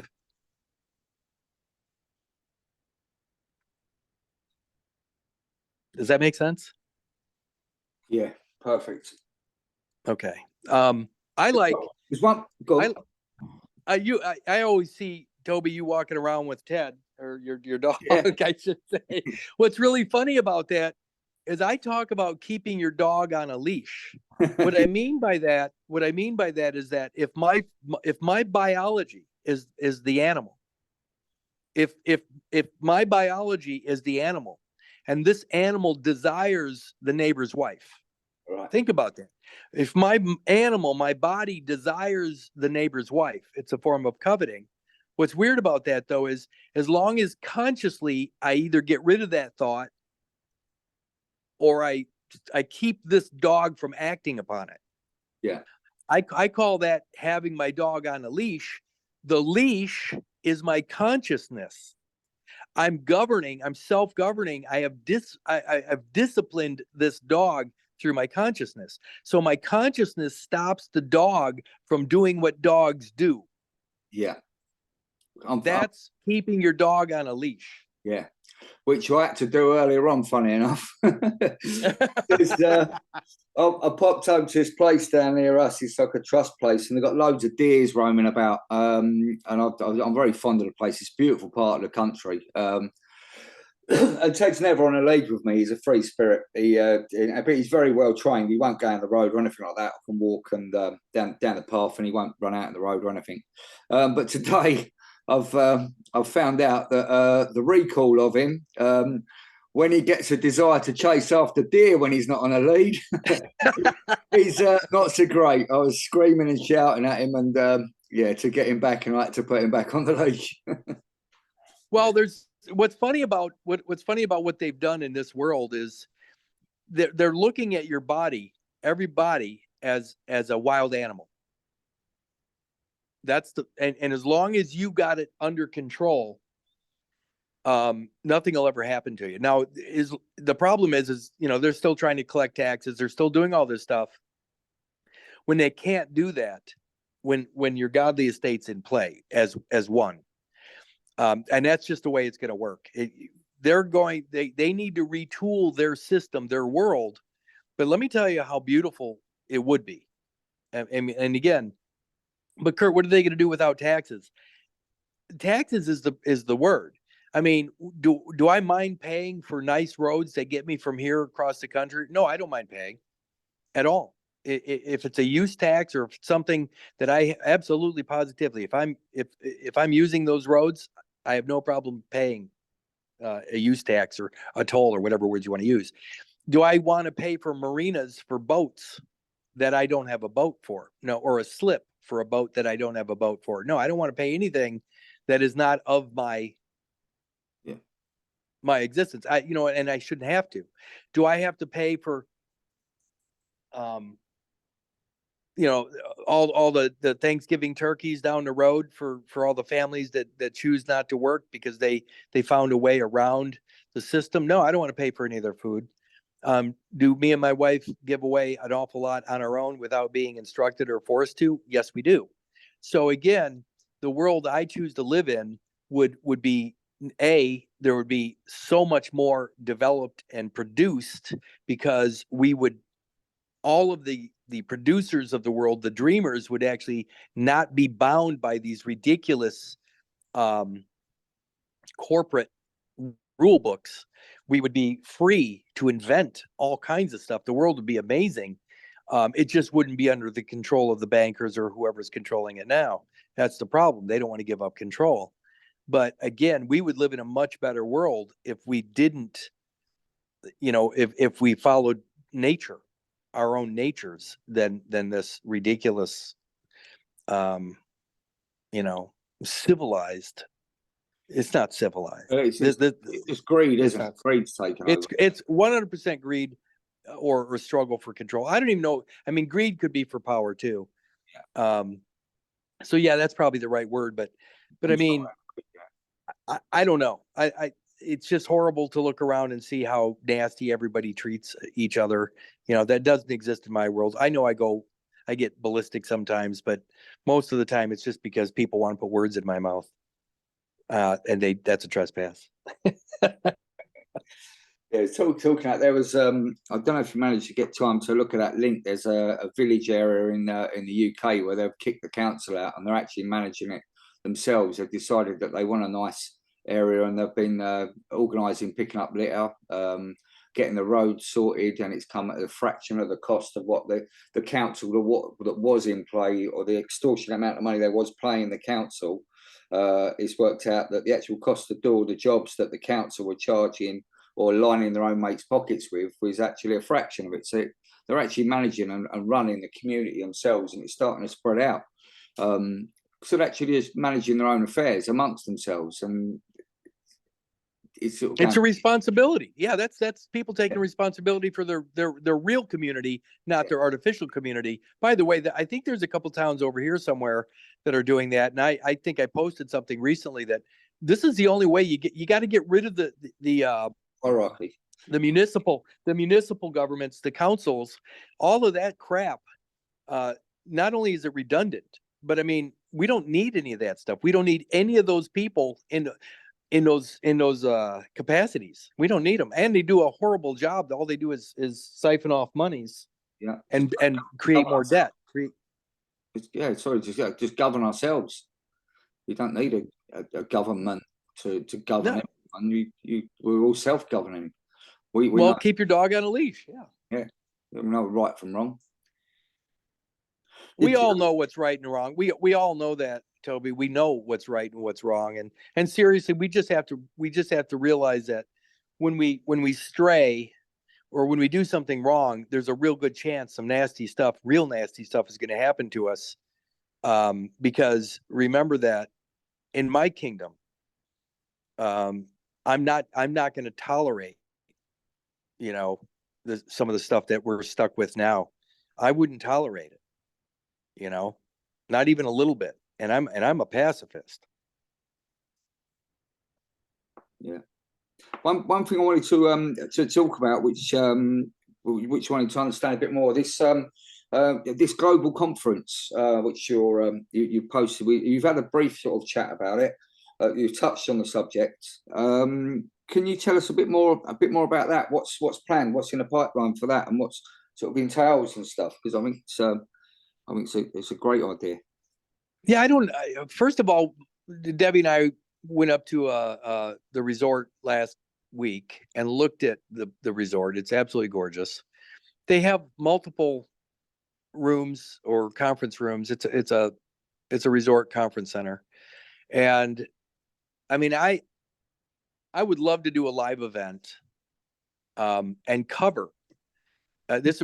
I'm looking at maybe March, April, maybe more April of 2024. And I would do probably about 9 hours myself on a Saturday. I'd do a meet and greet on Friday, where I could meet up some people, maybe after 5 o'clock on a Friday when they start showing up in town. But then on Saturday, I would probably do a morning session, like from 9 to noon, and then an afternoon, like 2 to 5, and then maybe an evening from 7 to 10. So I'd probably do about 9 hours. And believe me, I mean, you already know me well enough to know 9 hours is nothing. And I would probably do it in a way that people would understand more about the way to think. Number one, I'd probably cover Right of Way, the book, in the mornings, meaning I'd go into the depth and let people know, what does that book actually mean? What is it? And then in the afternoons, I'd probably do a live legal maxim session where I would let people just randomly pick a legal maxim, and then I could explain it from the perspective of all present and accounted for. You know what I mean? Where people, once you and so the afternoon would be very lively because it would be interactive. And it would be immediate. So people would go, oh my God, that's how easy this is. And look at how we can apply it in the way that we need to apply it as living beings. And then at night, I would do something,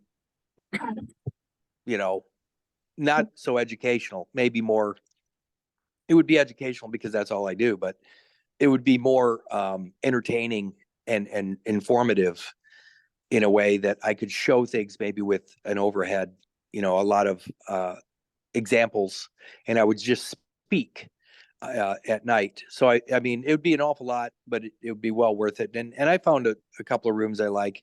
I'm thinking I could probably do easy 120 people seated, but I also thought that if we could figure it out, because the time change, the times here are so much different than they are over there, that if we could figure out a way to get a live feed,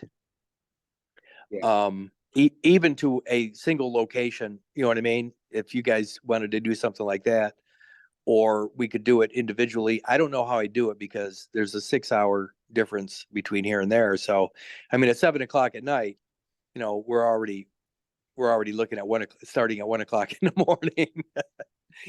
But I would love to do a feed if it was financially possible, and there was enough interest over there, we'd figure something out. But otherwise, I'll probably just have 100 or 200 people here, physically here. We'll film it, but still, it would be really fun to get this stuff out there. And mostly, I would focus, like I said, on the right of way, the concept of the right of way, and then at night catch everybody up to where we are today. Anyway.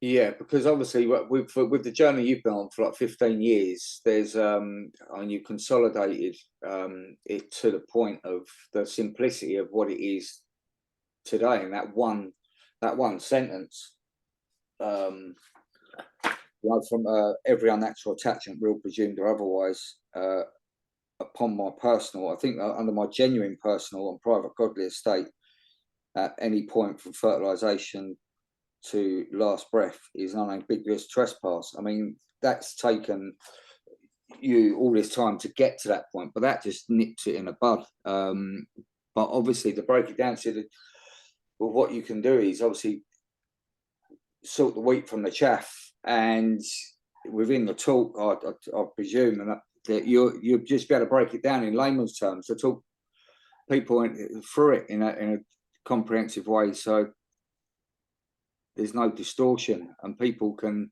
understand the whole journey from start to Well, here's I'm going to address one thing about that from fertilization to last breath, because a lot of people don't understand that. But the other thing is this, you know, it's really interesting to meet the people.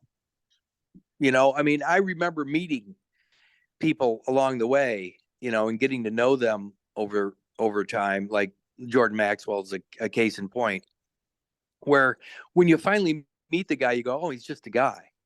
Yeah. You know what I mean? And if he's just a guy with all his weirdness or whatever, anybody can learn this. And that's the point, is when you realize it's just a guy or a gal, it's just, you know, we're just like everybody else.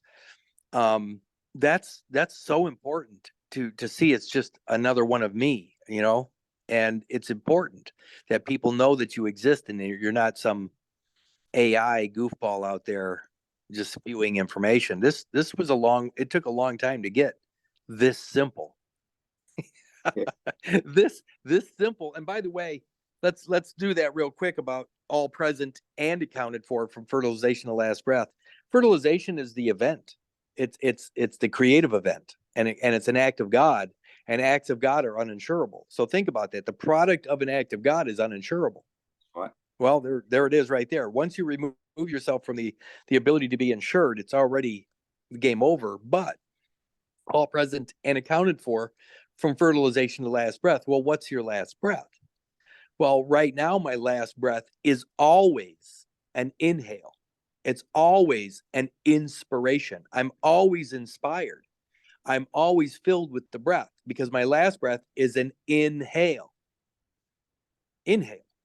So if my last breath is an inhale, I'm present.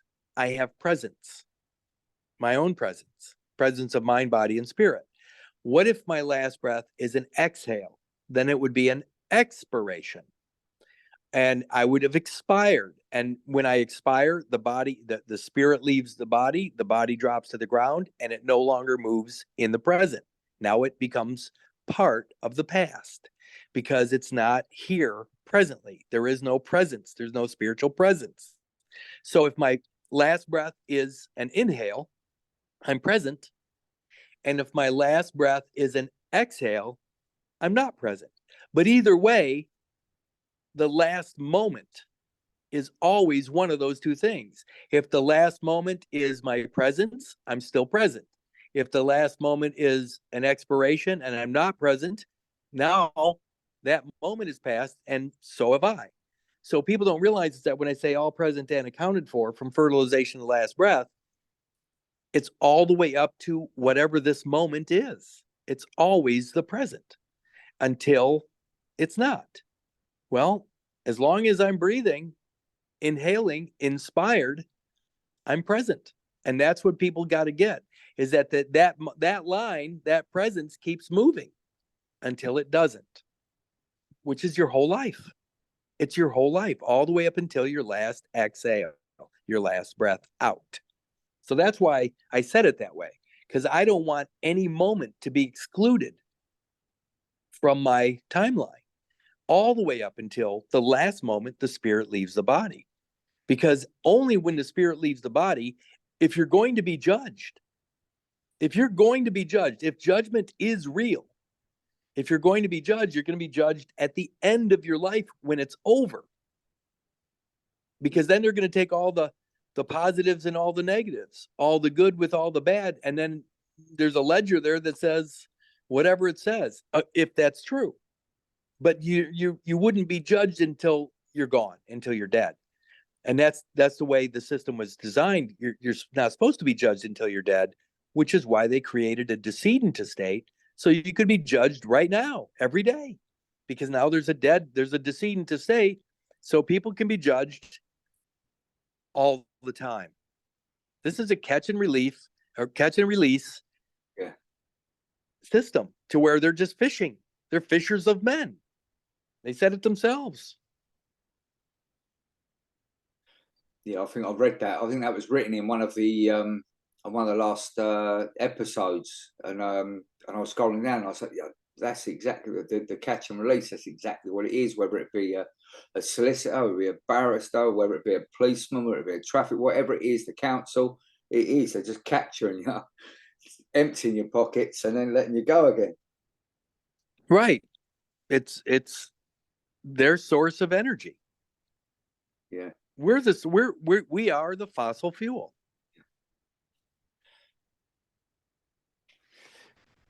Great. Listen, Right. I think that's a great point to end the chat. I don't know if there's I don't think there's anyone. No one's put their hand up through this. There's been quite a few comments in the chat this evening. I haven't had a chance. It's been quite distracting for me at some time, because they're trying to listen and read what's being said. But what I'll do is I've recorded it, and I've just got to. You have to bear with me to work out how to get it off of onto some form. To get out to you. If you want to send me a message with your email on Facebook, Ted the Ledge, or Kurtis's, if you can't find me, or look through Kurtis's and you'll find me on his friends list. And then once I've got it uploaded somewhere, I can get it out to everyone. Nice one, Nate. Thank you for joining. I'll thank everyone on John's behalf. And you, Kurtis, thank you very much indeed again. It's been a great chat, very informative. I've loved it. All right. Yeah, me too. Thank you, Curtis. It's always a pleasure. It's always good to hear your voice, Nita.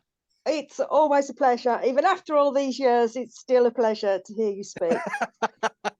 Well, I just thank God people hung in there long enough, Yeah, those that don't switch off, they don't get it. They're just not ready for the information yet. Is just the way I see it. It's you get it or you don't. It resonates. That's right. Or you don't. All right. We're out of here. Nice Thank you for doing this. I appreciate it. And we'll talk. Brilliant. See you later, guys. Bye, Curtis.